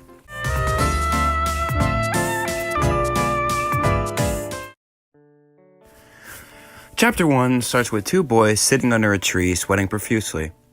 These boys are our 2 favorite characters and our protagonist and protagonist respectively, Hiro Kyuri and Zeronia Manahe, who I will just be calling Zero. Oh, and if you don't remember, then Hiro is Moon from Before the Storm, but he just adopted a new nickname at the end of the story, so that's what we're going to be calling him from now on, unless said otherwise. Anyway, back on topic. Zero and Moon are sitting under a tree sweating their ass off when they finally decide to go back to their home, a tree house surrounded by cherry blossoms and roses. It is planted on top of a steep hill looking over their town. As they make it up the hill after a riveting conversation, they see someone tending to the roses in front of the house. This character is Zeri Manahe, introduced in Before the Storm, and Zero's big sister. before the storm still comes back to haunt me. Zeri hugs them and then follows them into the house. We're introduced to her twin sister, Zara. As Zero retreats back upstairs to his cave, the other three members of the shared house come to the conclusion that Zero is not mentally stable to do anything that has anything to do with their missions. Harry feels guilty at first, but eventually agrees to letting Zero sit this one out. And Moon decides to break the news to Zero, who actually takes it pretty nicely. After packing up, they travel into town and meet up with Comrie, who's Zero's adopted mother and the vice guildmaster of the town they're in, Floralfield Town. She signs them their mission, and they head off. Next chapter.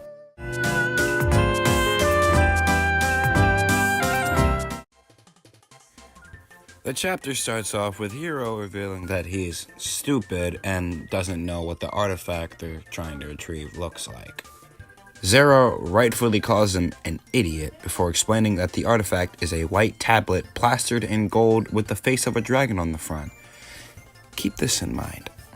Stuff happens, Zara keeps explaining, Hero punches a wolf to save Zeri, and they find the artifact after making it into Diamond Forest.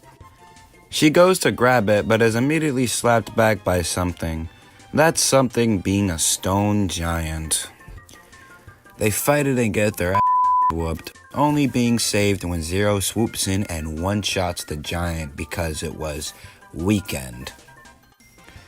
They all walk through the forest and get home, but come across a girl who trips on a branch while running away. Zeri helps the girl and gets her to reveal that her name is Ingrid Forgill, who is introduced at the very end of Before the Storm. They debate on if they should let her stay, but they all eventually agree after a while, and then set up camp, and then head off to sleep. During the night, Ingrid wakes up like me on a Monday night at 3 a.m. and finds Zero, who's also awake. During a little conversation, Ingrid apologizes for leaving after Sky, Zero's girlfriend before the storm, died. She's about to say the reason, but stops and blushes for some reason. She asks if they're still friends, and Zero says that of course they are. In the morning, Team Shining, which is their team name by the way, come across a group of bandits who want Ingrid. They beat the bandits, and Ingrid hears her team calling for her. Team Shining wishes her goodbye before going back home. Next chapter.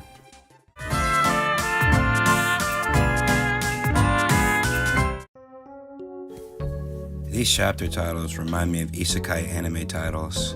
F***ing stupid. Anyway, chapter 3 starts with Zero asking Hero why he couldn't destroy the golem as easily as he would regularly. After Hero gives some bullshit excuse, Zero asks if he himself has done anything wrong. Hero tells him that it's not his fault, using his nickname Nia for reassurance. Zero is relieved and then tells Hero that he needs him more than anyone, making Hero blush. Zeri teases him for this in an admittedly humorous exchange, actually. At Comrie's office, she tells him that they did a good job before sending them home, except for her dear adopted son, Zero, of course. She assigns him his first solo mission at a place called Rift City. His mission? Find a demon with valuable information and extract said information. Pretty easy, right? If only he knew. She kisses her son on the forehead softly before telling him that she loves him, and Zero responds with the same. As he's trying to leave, he's put into a headlock by another shark-toothed individual. This guy is resident best boy, Yuri Ziegler. Yuri is the overly hype extrovert to Zero's intense introvert. He jokes around with him a bit before getting flustered when Zero mentions his crush on Zara, to which Zero promptly teleports away before stuff gets even more hectic. His team congratulates him on his first solo mission. When he gets home, wish him luck, and Zero flies over, yes, he can fly, to Rift City. Anyway, when he gets there, he's initially refused access into the town because of the attack that happened back in Before the Storm. But the vice guildmaster of one of the guilds there, Ren, gives him access.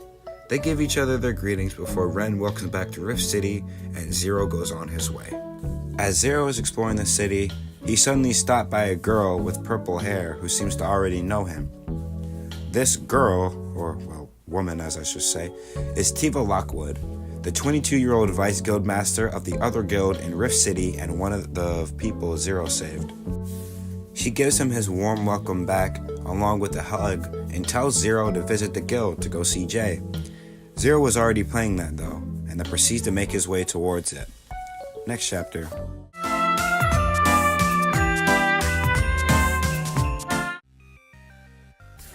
You could probably tell what team we're going to meet in this chapter. My incredible witty dialogue aside, we start this chapter with Zero standing in front of the guild. Now, this book was made before the storm, so I know that he probably forgot, but Zero calls this guild his old guild when his old guild is actually the Dragona Town guild, which we aren't actually going to see until New Moon, by the way. So, yeah, Dragona Town, I guess. That aside, he notices Ingrid waving at him and floats over the crowd to her. She hugs him, but then she immediately pulls away when she hears someone tease her from behind, and then someone reprimands the teaser. These two characters are useless. No, they are quite literally so useless it'd be better not mentioning them at all. They only show up for this chapter and the next one. But for those curious, it's her team leader Kusuko and her teammate Mushi. Zero, the ever social butterfly, tries to leave, but Kusuko stops him. Since he's a friend of Ingrid, Kusuko invites him to get some coffee. Over coffee, Kusuko randomly asks Zero to join them for the next mission, and Zero makes a logical point of why they would recruit a person they just met, but he agrees anyway. He leaves and then goes back to the guild and meets up with Jay Soul, the guild master of the Roaring Icebergs guild and Tiva's best friend. Zero explains his mission to his old friend, and Jay says that he has his full support. They talk a bit more as Zero tells him more details about his mission. Oh, Hero's here. Yeah, Hero apparently didn't hear Zero when he said solo mission and came along an hour after he arrived in Rift City. Zero, of course, is very annoyed that Hero is ruining his solo mission, which makes Hero sad because his best friend is yelling at him. Zero immediately becomes Soy and apologizes to Hero before teleporting him and himself to the room that he shared with Sky back in Before the Storm. Tiva left it unoccupied in case he ever came back.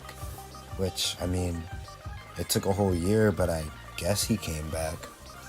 They place their things down and head towards the library as Zero talks about Hero already knowing what they have to do since he eavesdropped like Sam Fisher. They decide to split up the work, with Zero on the computer and Hero reading books. Next chapter.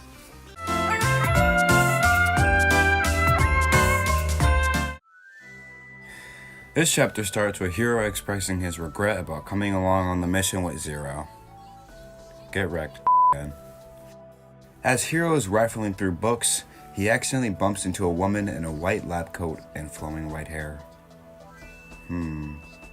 So, after this meeting with the stranger, Hero decides that he feels safe pouring his feelings out and subtly asks how to date his best friend. Oh yeah, guys, Hero's gay. Well, at least he's not making, like, gotcha life characters or something. Oh, you've gotta be fucked. The woman replies that bottling the feelings up aren't good and will only lead to more pain. Which, I mean, she's not wrong, but still.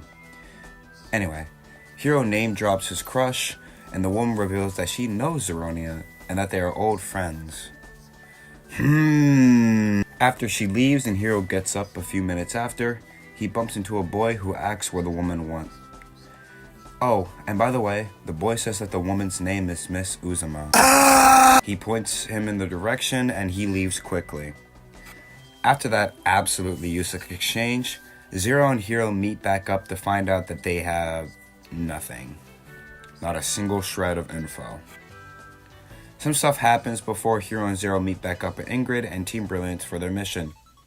They're going to a town named Arcton Town, hence the name of this chapter. When they get to the town, they see that it's built like Earth from WALL-E. A f***ing shit show. Zero completely ignores the state of the town while his hero hyperfixates on it. And as they're picking up the package, they witness a man in gold armor mistreating a small boy in tattered clothes. When he goes to hit the boy, Moon rushes in and grabs his arm. But someone tries to kick him from behind, but Zero turns to the Saitama and death counters the attacker. These people are one-off villains that we will never see again. The bodyguard is Carson, while the child beater is Royale. Kusuko quickly runs over and apologizes for their behavior before pressing Moon, to which Zero stops quickly. And at that very moment, Zero and Hero decide to go and handle Royale. They stomp over to their castle, destroy the guards with a Johnny Cage X-ray, and infiltrate. They sneak through a room full of people before being stopped by Carson, who Hero decides to fight alone. Hero struggles throughout the fight before Carson threatens Zero, to which the Gay King destroys her shortly after. Next chapter.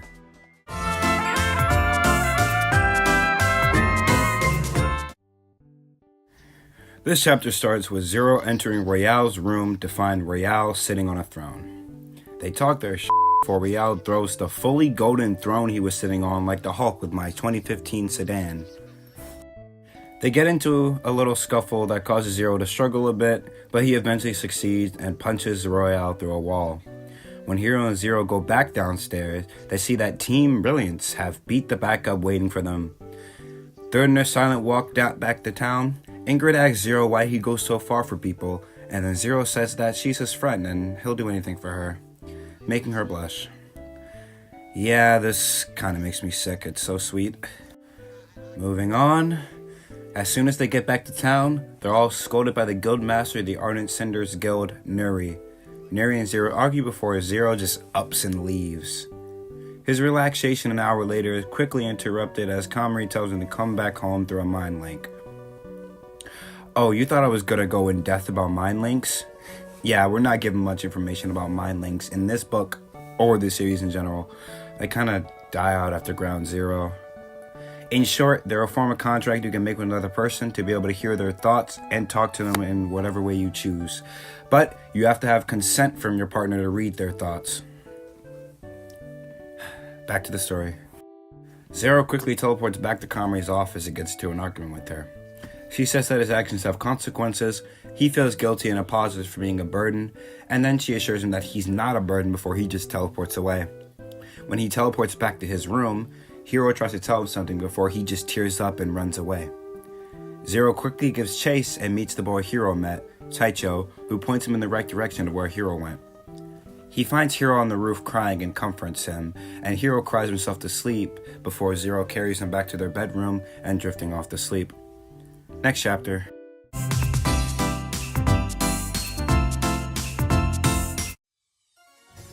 Hero wakes up and takes a sigh of relief that he's not accidentally cuddling Zero again. Something that he's been doing for a while now and was mentioned in the earlier chapter, but I kind of glossed over it. Anyway, he hears a knock on the door, gets up and opens it, and is greeted by a woman named Saba Acosta, who's looking for Zero. Hero gets protective of his crush and gets ready to fight, but another woman stops her. This woman's name is Calliope Ziegler, Yuri's older cousin. She reveals that she needs Zero for a mission because of his lack of emotions is useful for interrogations. Zero wakes up and agrees before following the two where they need to go. And they pick up Yuri on the way there as well, albeit reluctantly. Throughout this chapter, we learn that Calliope and Yuri's relationship is strained, to say the least. I mean, it's clear she loves him, but she's a bit too harsh with it. When they get to the interrogation room, they're greeted by one of, if not my favorite character in the entire Ground Zero series, Alien Mare. Why? She's funny, dumb, and adorable. What's not to love? Anyway, Calliope has had some trouble trying to get Alien to admit to her crimes, so Zero gives it a shot. He goes into the room and talks with Alien for a bit, and Hero almost blows a gasket as he watches her semi-flirt with him. But Zero doesn't react in the slightest. Anyway, he eventually comes out of the room after failing to make her talk, and bluntly announces that he's going back to his job. Yuri tries to follow, but Calliope snaps at him and tells him to stop trying to get off his job. Moon uses his plus 100 speech skills and convinces her to let Yuri come with them. As they sit in the library, Zero asks Yuri why he lets Calliope treat her like that, and Yuri says that she's always been a bit hard on him ever since they were little. But she's only gotten this harsh recently, after Yuri's father's death. The death of Yuri's father didn't really mean much to Yuri, since they didn't really have a good relationship to begin with, but he did treat Calliope like a daughter, which is why it hurt Calliope so much more than Yuri. But then Yuri drops the bombshell that Elian was friends with Yuri and Calliope, and then used his naivete to go behind his back and steal from the guild. Calliope pops in while they're talking and scolds Yuri for not working. They get into an argument in which Calliope reveals that Elian stole a heart locket necklace that she got from Yuri's father, and that's why she's so mad at him. And, I mean, after learning that, I don't really blame her. Anyway, she says that she's sick of Yuri and stomps away as he begins to cry. Zero then storms to the police station and defends Yuri, saying to Calliope that he's trying his best and that Yuri didn't mean for anything to happen. After a few more choice words, Calliope lets Yuri off the investigation and lets me get closer to my gun so I can kill myself.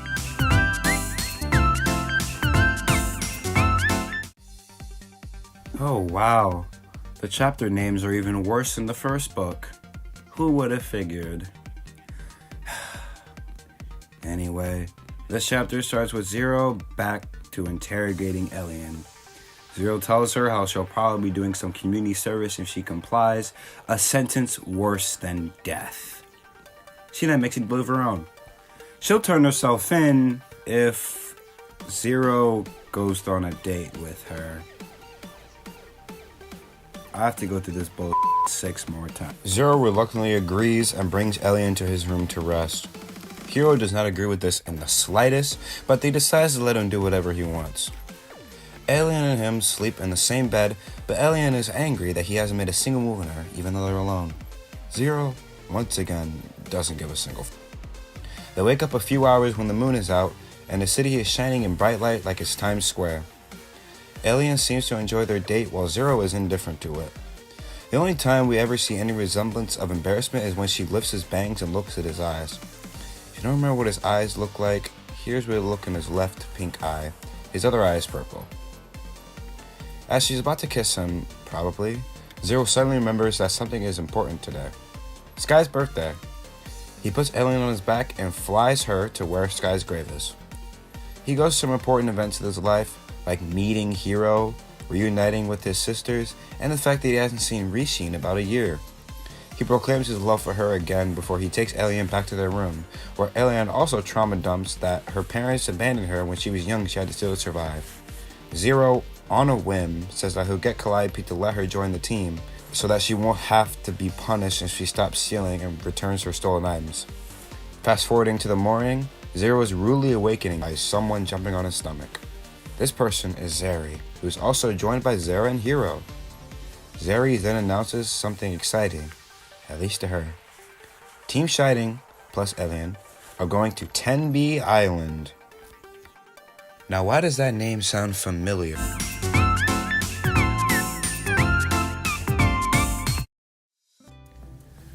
The chapter starts with Team Shining and Elian riding across the sea in a boat towards Tenby Island. Hiro asks why they're going to Tenby Island, and then Zera calls him a dumbass once again because she just told him why. They don't know either. Guerra just called them there. Hiro is confused why the guild master of all people needs all of them to go to Tenby Island, and Zero agrees with him, but acknowledges that if she calls for all of them, then it must be important. I mean, does it really matter? We get to see Guerra again. While they're traveling, still, Zeri asks Zero what he did to get Hiro so mad, because it's always Zero's fault. Zero says that the reason Hiro is mad is because Elian is a criminal. But, come on, I think we all know the reason why he's acting like that. Anyway, their conversation is cut short when a tornado in front of them sucks them all up and separates them all. Except it doesn't separate them at all and puts them straight on Tenby Island together. Yay for plot convenience. Yeah, apparently that tornado is the only way to get into Tenby Island. Which, like, has anybody died trying to get to Tenby Island? It's never actually stated how many people survived that process, but it can't be many, right? Not many people can just survive a tornado. Anyway, they brush themselves off and walk towards Mystic Village, just to get jumped by a bunch of people in armor. Great. Zara says that Greer told them to come here, but the Night Leader doesn't believe them. That is until the goat herself comes over and greets Team Shining to Tenby Island. She then reveals their great mission. They have to help her with paperwork. Yay. But then, because LP, that's what I'm going to be calling Arthur from now on to avoid the docs, don't hate me. Because LP hates his characters, and especially Zero, they are once again stopped by someone else. That someone else is Rishi. She's the police captain of Tenby Island, and... Wait. How is she the police captain? Isn't she 14? How are they making children captains of police forces? That's gotta be, like, really dangerous, right? I mean, there's no telling what can happen out there to her. She could... Rishi then announces something that shocks everyone.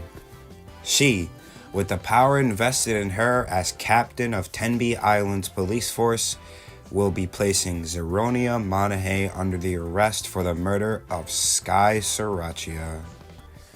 What?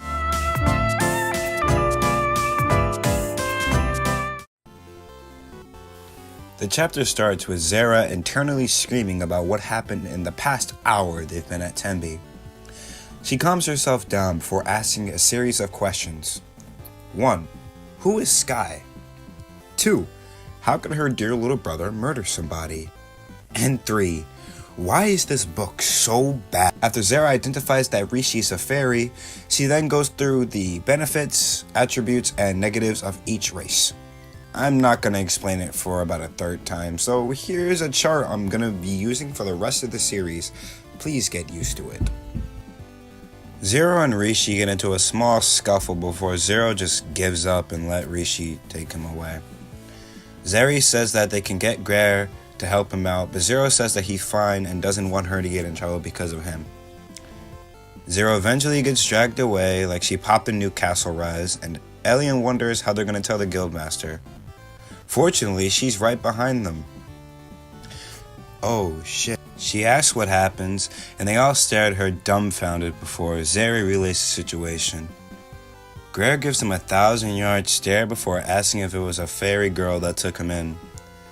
Greer then makes a beeline toward the police station when she realizes that yes, it was Rishi that took Zero in, and, along with Team Shining, go into the police station and talk to the attendant Gale. Gale informs them that Zero was taken in here not too recently, but when Hero tries to go with her and the twins, Greer stops him because it would be good if he saw family first. I mean, I love this character, but even I have to agree that's a dick move. At least Alien is chill about it. Anyway, Zara, Zeri, and Greer make it to Zero's cell, tell him that they're going to get him out and how much they love him, and Zero just hums an acknowledgement before falling asleep. And I can really tell how much this character cares. Greer orders Team Shining not to look for Rishi or her household, but Team Shining, along with Alien, agrees to do the complete opposite. Zero searches by herself until it gets dark and the streetlights turn on, so she calls it a day. As she goes to make her way back to their hotel, she hears a voice asking her if she's looking for Rishi, and she instinctively turns around and booms them. The poor kid that just got his rearranged is Echo Listris, a fairy boy with actual wings, unlike Rishi. Now, if you watched my last video, you might have remembered when I said that Echo was going to play a bigger role. Well, this is that bigger role, being in Ground Zero 1. Jesus Christ, I feel bad for this character. Anyway, Echo offers his help, and Zara asks why he wants to help. Echo then reveals that how Rishi was after before the storm. Sky's death hit her hard, and she was acting very hostile and cold ever since she moved to Tenby. Despite having almost no interaction in the last book, you could tell that Echo truly cares for Rishi. After all, they are childhood friends. Even if she or the author doesn't show it, they're both like siblings to each other. Here in this story, Zara is still a bit reluctant but accepts his help. They talk a bit more as Zara makes it back to the police station, which they are staying. I know I said it was a hotel before, but just ignore that. She learns that Echo is 14 and turns 15 in a few weeks, as well as the fact that his parents don't give a single about him. You know, I'm starting to see a pattern with these Team Shining members. Anyway, after Zara turns red like a tomato after Echo calls her pretty, they both wish each other goodbye and Zara goes to sleep in the police station. They all wake up in the morning and Zara introduces Team Shining, along with Elian, to Echo and say that they all are going to locate Rishi. They make it to her village, only to find out that Greer knew about their plan the whole time, somehow. She decides against punishing them and instead goes with their plan to try and convince Rishi to release Zero. During the conversation between Rishi, Greer, and Zara, Rishi says a few things that, for better or worse, puts Zara on the edge of crashing out. But then she asks if her mother hated Zero as much as everyone else does. Yeah, it's safe to say Zara doesn't take too kindly to that. So she...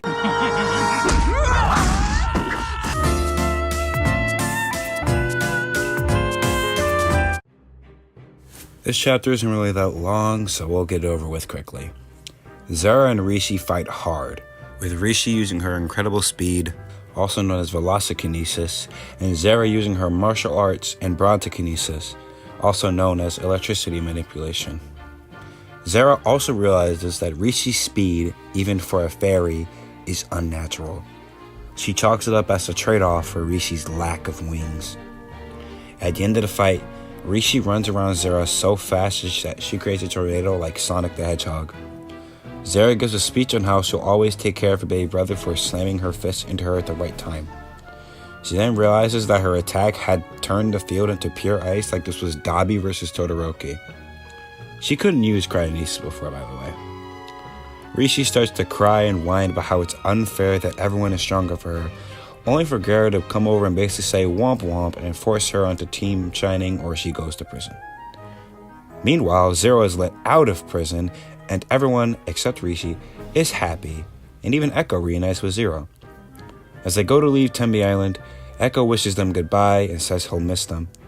Zara, seeing how sad he is, and realizing that she'll also miss him, invites him to Team Shining.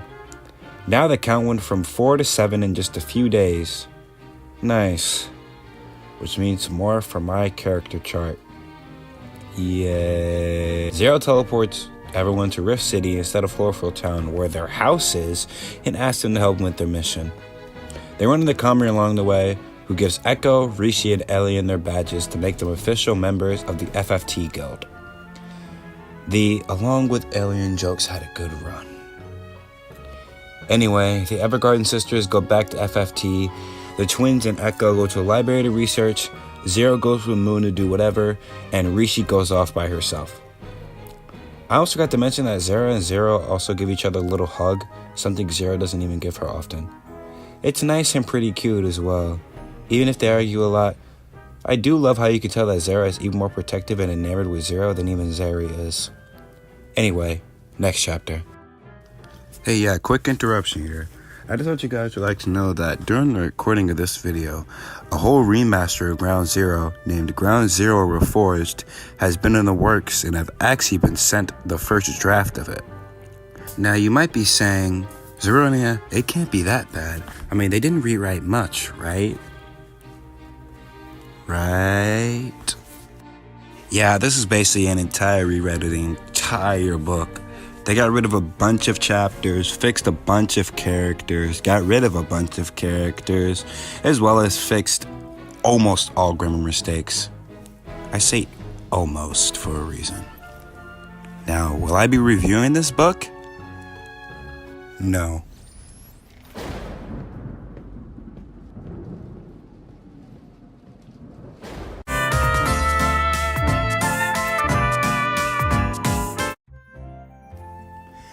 This chapter starts with Elian getting roasted by Rishi as she tries to use her family past against her.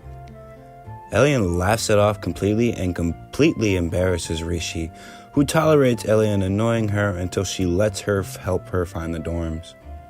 When they make it to the room, they both get into an argument where Alien tells Rishi that she has to at least try if she wants to be forgiven by Team Shining, especially by the original members. She tells her to join her in the library if she has a shred of decency before storming away. And then she encounters Zara, Zeri, and Echo, who all comfort her and tell her that Rishi just needs some time.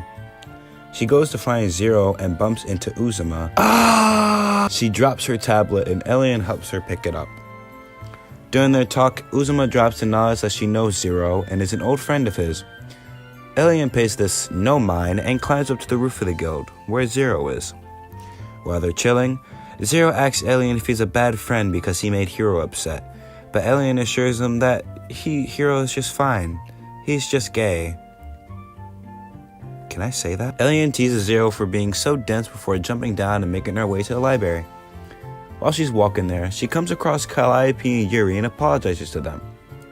She also gives Yuri a kiss on the cheek. I'm sure Zara is somewhere blowing a gasket.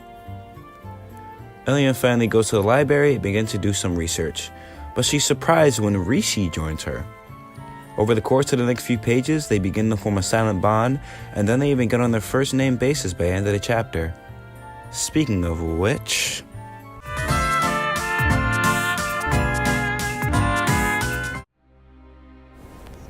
This chapter starts with Hiro having an entire inner monologue complaining about how Zero is an idiot.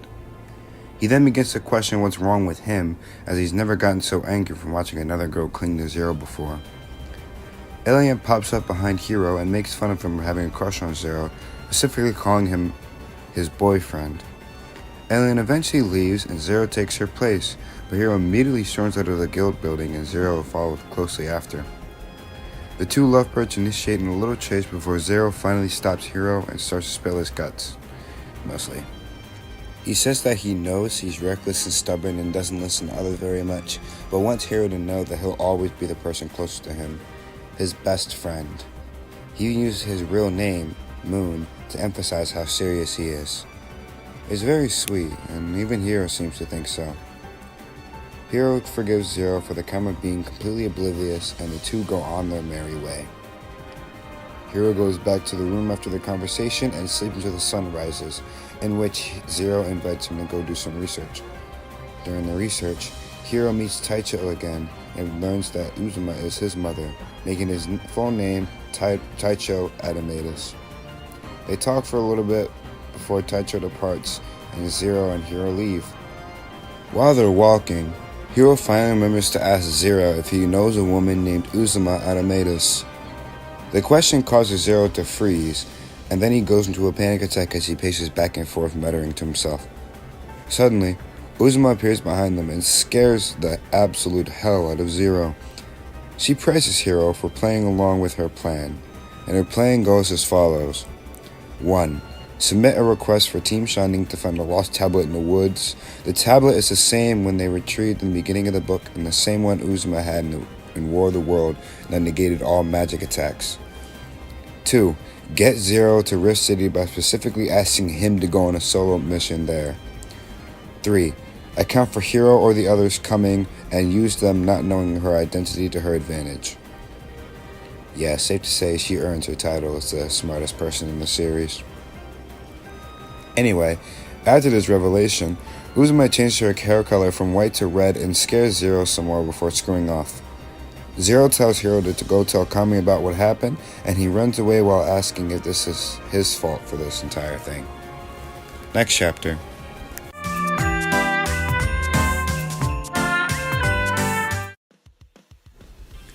Hiro's lamenting about the fact that he let Uzuma trick him into getting close to Zero so easily. He teleports to Florifield using an orb and tells Kami about what happened. She orders Hiro to get himself and his team to Florifield to be safe. Hiro teleports back to Rift City and gathers his team before they all teleport back home.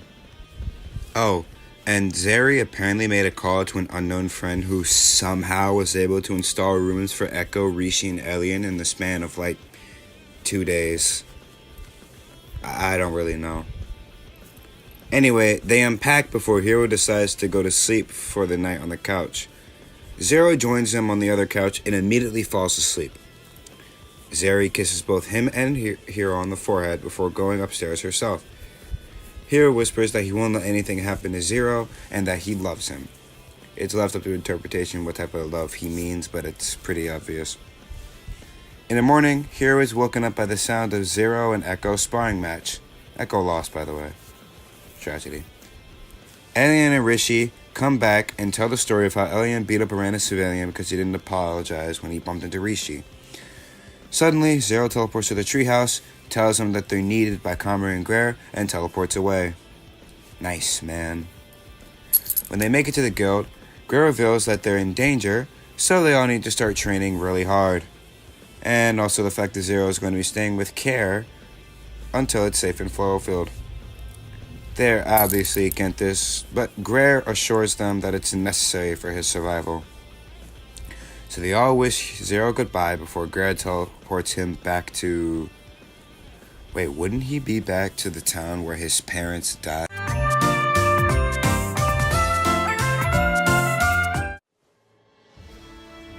Guys, look, it's our first and only chapter in Echo's point of view. Everyone clap. Anyway, Zara and Echo are about to have a sparring match when Zara notices that something is wrong. Echo then says that he feels like a burden because of his inability to even scratch the other team members. Zara says that she believes he'll be stronger than her one day, all he has to do is keep working hard. This puts enough confidence in Echo to fight. They train for a while, so long the sun starts to set actually, so like 7 hours? Jesus, I wish I had that grind mentality. The next day, Echo decides to train with Hiro so that he can learn how to control its energy. Hiro helps him by telling him to imagine a dot in front of him and use it as a crosshair. After another week of training like Dragon Ball characters, Rishi asks Echo to accompany her to town. Also, a little detail I like here is that everyone else refers to Rishi as just Rishi except for Echo, who calls her Captain Rishi even when not speaking. They go to town, where Rishi apologized to Echo for being such an ass their entire time being partners. Echo forgives her and calls her his best friend, which Rishi blushes at. After a night of playing games in Florfield Town, Team Shining gets a mission from Comrie to close a cave. They go to the cave, a few things go bad, but it's eventually Echo who saves the mission and gets everyone's praises, as well as a bit of respect for himself. It's nice.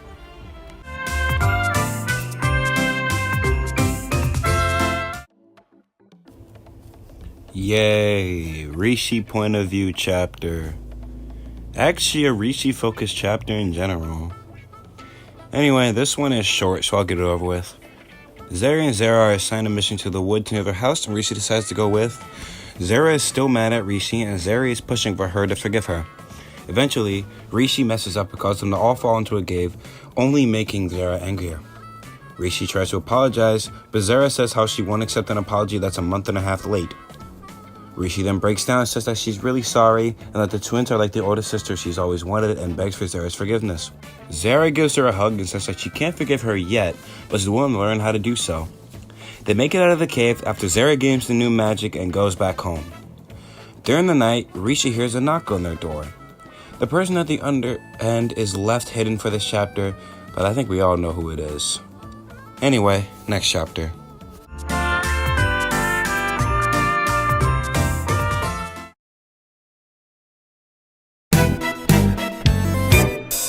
Haha! I'm back. Didn't think I'd be back so soon, huh? Well, since I was absent in the last video, I just had to have some fun here. I even got my own section. Anyway, let's get back to business.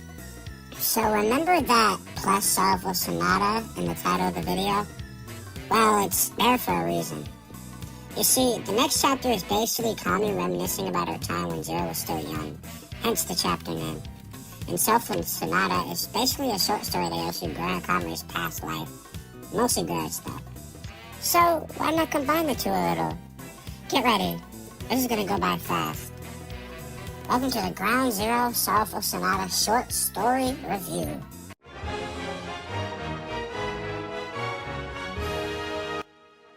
This chapter starts with Grave sneaking back into her house, but is caught by her husband Fletcher. Fun fact, you'll learn that Grave had a husband from the fun facts pages at the end before the storm. Anyway, they get into an argument that Greer is working too much before Fletcher storms out. With their alcohol being gone, Greer goes to the bar to find Fletcher and takes him home. Next chapter.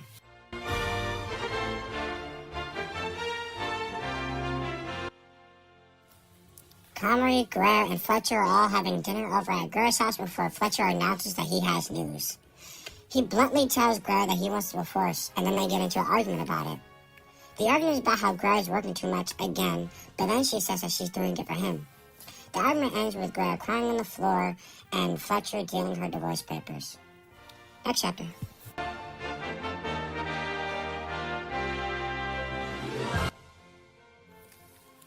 After the divorce, Greer has become harsh and cold.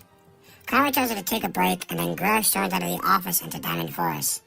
She finds a battered little boy in the forest who looks no older than 7 and picks him up. When he rests against her comfortably, she begins to cry and promises to protect him. Yeah, other stuff happens in the short story after Chapter 3, but it's set in the future. Chapter 3 is basically the most important part right now. Anyway, let's go to Chapter 17 now. Had to give it up at some point.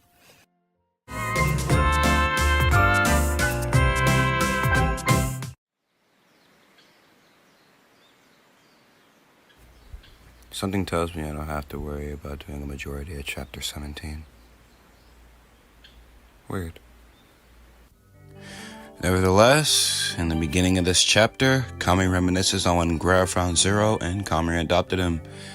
She then goes through their very eventful years together, including a time where one of the explorers found Zero in the forest by himself with severe burns in his arms. Comrie heals him and then makes him promise after that he won't use his Azure pyrokinesis anymore, or his blue fire, because his body isn't really designed to handle it.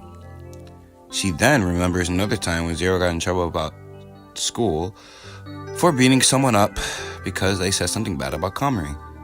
As they're leaving, Zero thanks Comrie for taking care of him, and for the first time back then, says he loves her. The flashbacks end when Zero appears in the office in the present. They hug, talk, and laugh where Zero says that he's gonna go see his team again. Next chapter. Seriously, I feel like something happened.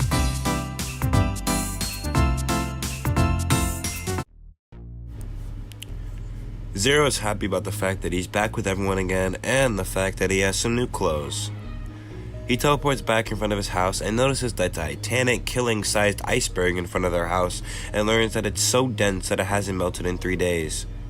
Using his newly powered Azure pyrokinesis, he melts the iceberg in just a few seconds. Everyone accesses their amazement before Zero introvertness kicks back in and he teleports away into his room. Now that he's alone, he can finally think about what he's going to do about Uzuma and everything that's happening. He doesn't know what she's planning, but he knows that it can't be good. Despite that, he vows not to let her take anyone else from him. He quickly drifts off to sleep and wakes up in the middle of the night so he can take a midnight stroll. But he can't even get out of the door before he finds Rishi waiting in the darkness like those parents from cartoons. Like a nagging mother, she asks Zero where he's going, and he gives the most teenage son response ever. Out. She then decides that she's going to invade his time and come with him to town. They go into town and sit on the bench together, with Zero glazing and repeatedly saying how beautiful the lights of Fluorophil Town are. If he saw Tokyo, he'd blow a gasket. Rishi starts the conversation by saying that she owes Zero an apology for her unacceptable behavior at Tenby. She says that she directed her anger towards Zero because Sky was so close to her, even if she didn't admit it. Now, for the framing of murder thing, I think I have an explanation. While she doesn't say this in the book, I believe Rishi did what she did because she was so angry and hurt that she felt she needed someone to blame. That's why they ended on such bad terms in the last book, despite having been very close friends before. That's just my theory, though, so take it as such. I'm not the author, after all. Anyway, Zero says that he forgives Rishi and already accepted the blame for Sky's death. Despite everything she's done, though, Zero's never stopped considering Rishi one of his best friends, even if their last words didn't really show it. After a bit more awkward silence, Rishi jumps up and says that she's going back to the house. Zero waits for a little bit for beginning to leave himself, but he's stopped by someone. That someone is Uzuma. Zero's entire body begins to shake when he sees her standing over him with an ominous smile on her face. Uzuma says that she was upset when he left without a goodbye, but she's sure he missed her. Zero, in fact, did not miss her.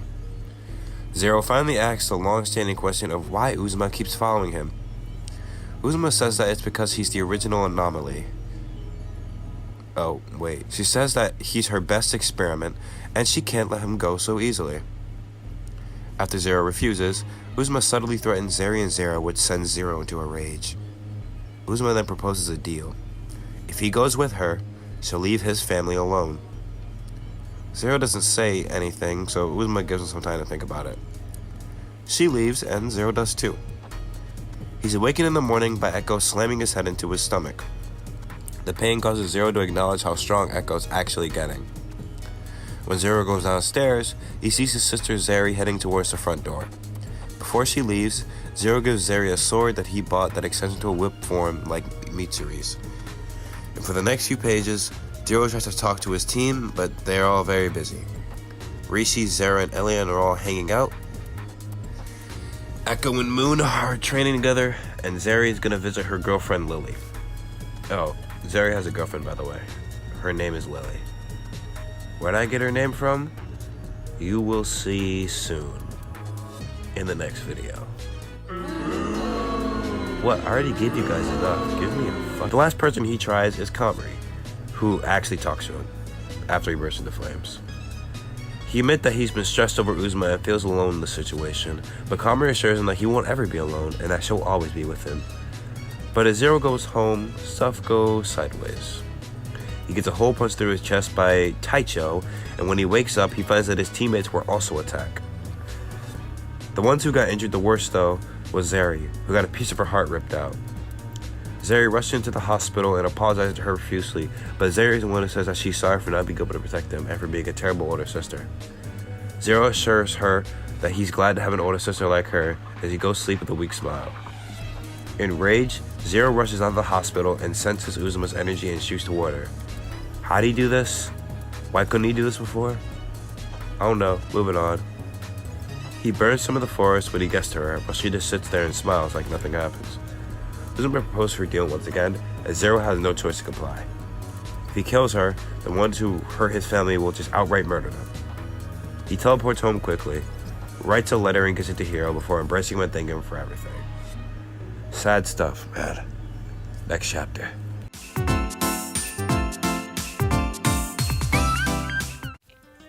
Another Rishi chapter, guys. Yay. Anyway, Alien questions on where Zero is, but Rishi doesn't know herself. Not even Zero or Zeri knows, but Zero says that he's probably up brooding somewhere on the top of the roof like Batman.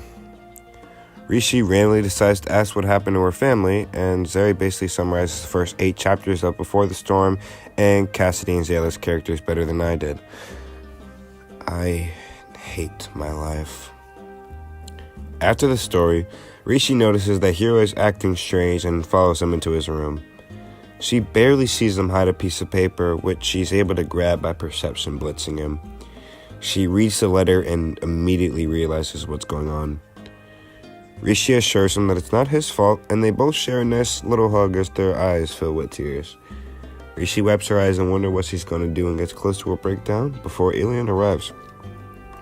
Rishi admits that she's scared of the team breaking apart because she's scared of being alone. Alien assures her that she will never be alone as long as she's there, and finally calls Rishi her best friend. Fast forward a bit, Team Shining is now in Grare's office, being questioned on Zero's whereabouts, when Yuri comes in and announces that Diamond Forest is on fire. The group, including Yuri and Grare, all teleport to Diamond Forest to see that it is covered in blue flames like the training island in My Hero Academia. The flames are so hot that any attempt to extinguish them with water just causes it to evaporate immediately. If it evaporates the water immediately, shouldn't they all be passed out from the sheer heat? Suddenly, Yuri screams at the group to run. Why? They're all about to get engulfed by a wave of blue fire. They haul through the forest before Zera finally uses her brain and injects them upward using the same ice technique that Todoroki used. This series has a lot of anime references. On top of the hill, just above the flames, is Uzuma, who greets Grare just like an old friend. Grare, on the other hand, is 5 seconds away from killing her using her photokinesis, or light magic. Uzma then sees the twins and say how they look exactly like Cassidy more than they do Zayla. She then drops a bombshell. She was the one who killed Cassidy and Zayla, and then proceeds to summarize the entirety of the War of the World book in a paragraph. I am going to fuck. Uzma planned to kill Zeri and Zara, but Zayla stopped her before she could and almost killed her. She then leaves and threatens to kill them if they get in her way again, leaving Zeri crying on the ground from the revelation. Next chapter.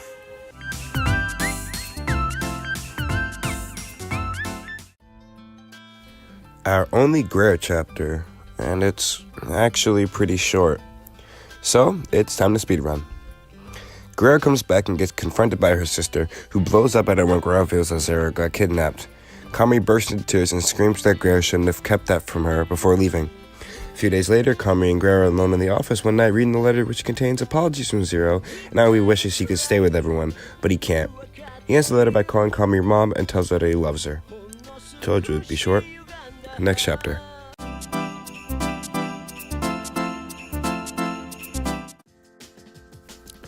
Despite the chapter name, I see no light at the end of this tunnel. My depression aside, Alien is lamenting about the fact that Zero is and has been missing for a few days.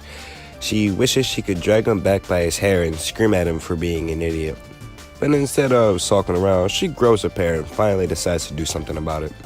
So, after convincing her team to help, along with Kamri and Greer, they all begin to search as many places as possible over the course of the next few days. Mercer's Town is a bust, Tenby Islands serve nothing, Diamond Forest gives them jack, Rift City seemed promising but still nothing, and Arcton Town— wait, why did they search? As the moon shines down on them, they are about to give up when Hero suddenly starts to scream in pain. He exclaims that his head is splitting apart before it suddenly stops and murmurs something about the mountain and dashes toward it. They follow it only to be stopped by two girls with light blue hair. These two are the twin daughters of Uzuma, Kione and Kaide Adamatus. Yes, Uzuma canonically has 3 children, Taicho, Kione, and Kaide. The twins vaguely threaten them that if they continue, they're just gonna, get destroyed, and then they teleport away. Team Shining, along with Grand Kamri, all head inside of the dark cave in front of them. Next chapter.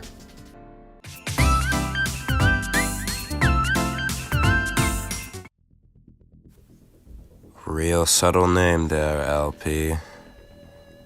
Anyway, Team Shining head into the cave and find out that it's actually a warehouse space that has equipment scattered all over the place. Kione, Kaide, and Taicho pull some cartoon and pull a lever behind them, which opens a trapdoor below their feet and sends them tumbling down.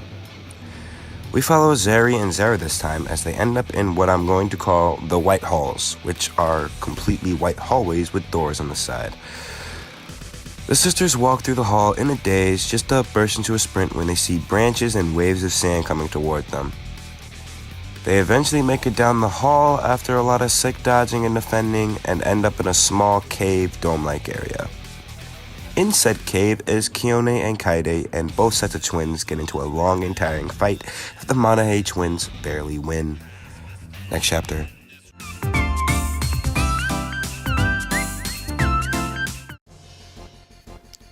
I hate these titles more and more each time I read them. Anyway, Echo slowly sits up and gets his head healed by Kamri before they both travel down the same hallway Zeri and Zara did. They meet up with the remainders of Team Shining, minus Hero, and head into the dome-like cave to fight a group of underlings. During the fight, we see that each underling is perfectly designed to rival a member of Team Shining, even Greer and Kamri. Team Shining wins after a hard-fought battle, and wow, these chapters really aren't that long now that I think about it.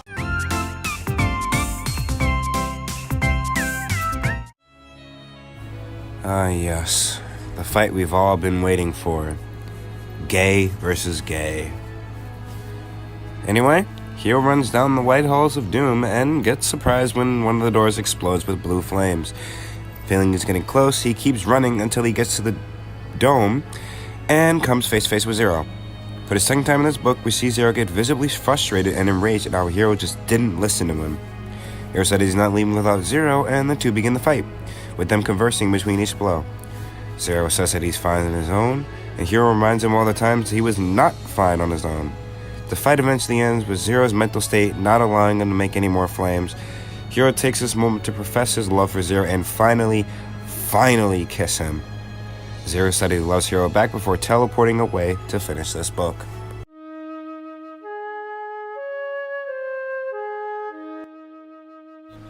Yes, Ground Zero, we are going to be ending this nightmare. Zero teleports to the top and goes to confront Uzuma, but he gets stopped by Taicho. They both show off their natural martial arts skills with their battle that Zero barely wins. Despite his injuries, he goes and confronts Uzuma just to get his thoroughly beat by her shield, which reflects his attacks back tenfold. While he's beaten and bloody, he comes up with the idea of tricking Uzuma into believing him. When he says he's joined her, she's so happy that she hugs him. And that's when he stabs her with a hidden knife and basically one-shots her. As she's bleeding out, she announces that Farlock won't let Zero get away with killing her. I wonder if that'll be important. Anyway, apparently Zero is not physically capable of killing Uzuma because of her experiments. So, what does he do? He absorbs her, of course. That definitely won't cause a lot of problems in the next book.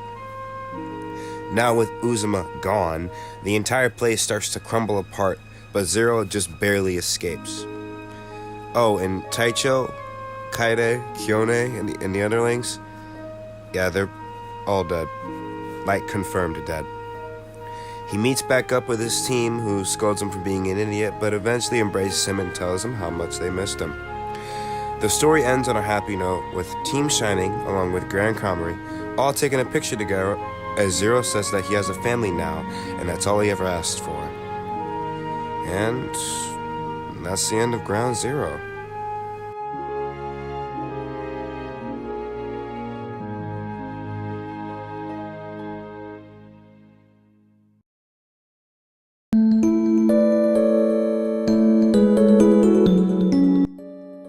You guys already know this little song and dance already, so let's get right into the character review. Zero, in my opinion, hasn't really seen an upgrade or a downgrade since before the storm. I mean, he's more chill now.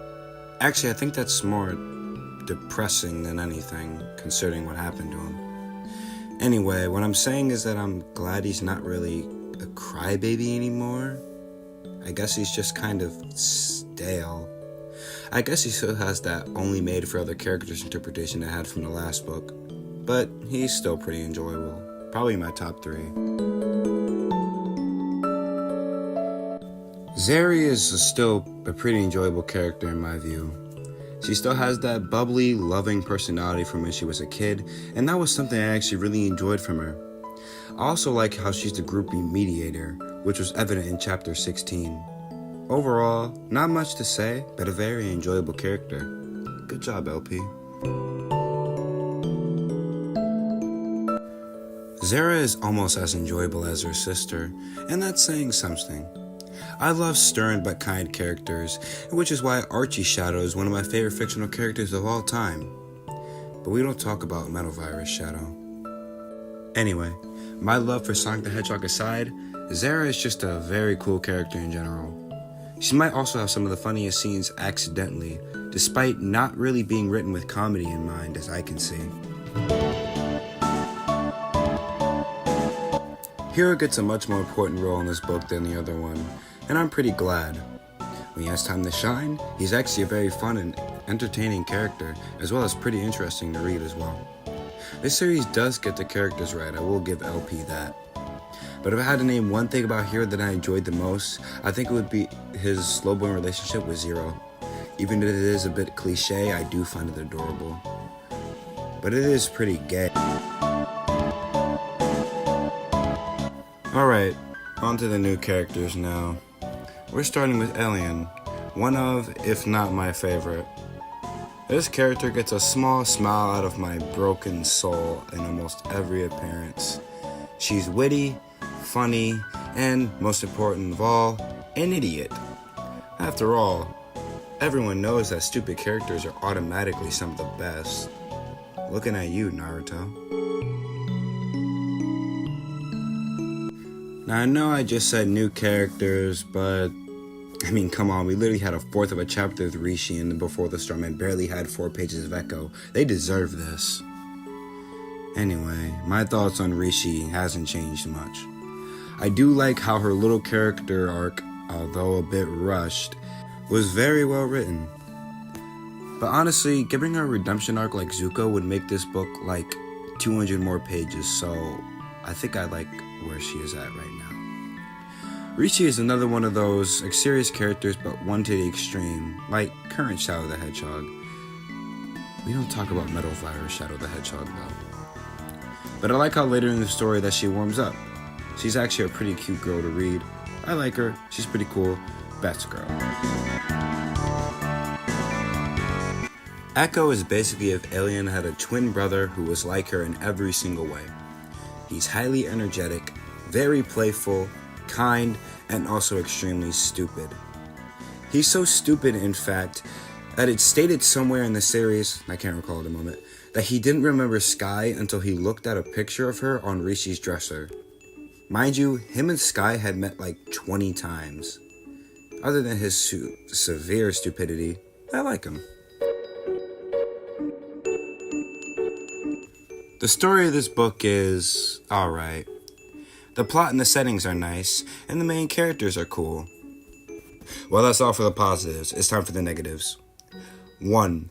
There are a bunch of side plots that don't serve anything and make this book longer than it should be. Example, the entirety of the Arcton Town chapters. 2. There are a lot, and I mean a lot of characters who serve absolutely no purpose outside the chapter they appear in. Saba Okotsa shows up for 1 chapter and has about 10 lines. 10 lines. She does not speak a single word after chapter 7.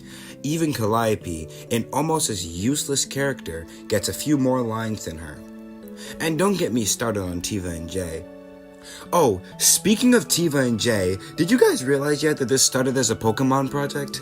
Yeah, Rift City is literally the main setting of the Rival Gates Pokemon roleplay project, and Tiva, Jay, Nuri, and Ren are all from Rival Gates. That's not all. I've spotted about 3 uses of the Pokemon Gardevoir and 2 uses of the word Pokemon.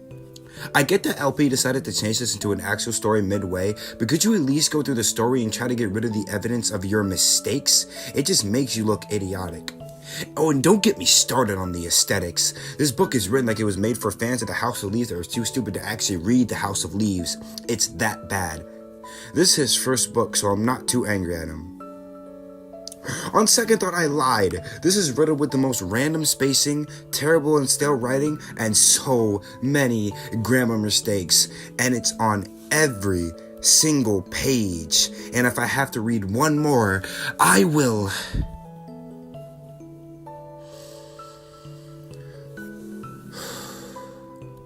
New Moon will be better. It will be better.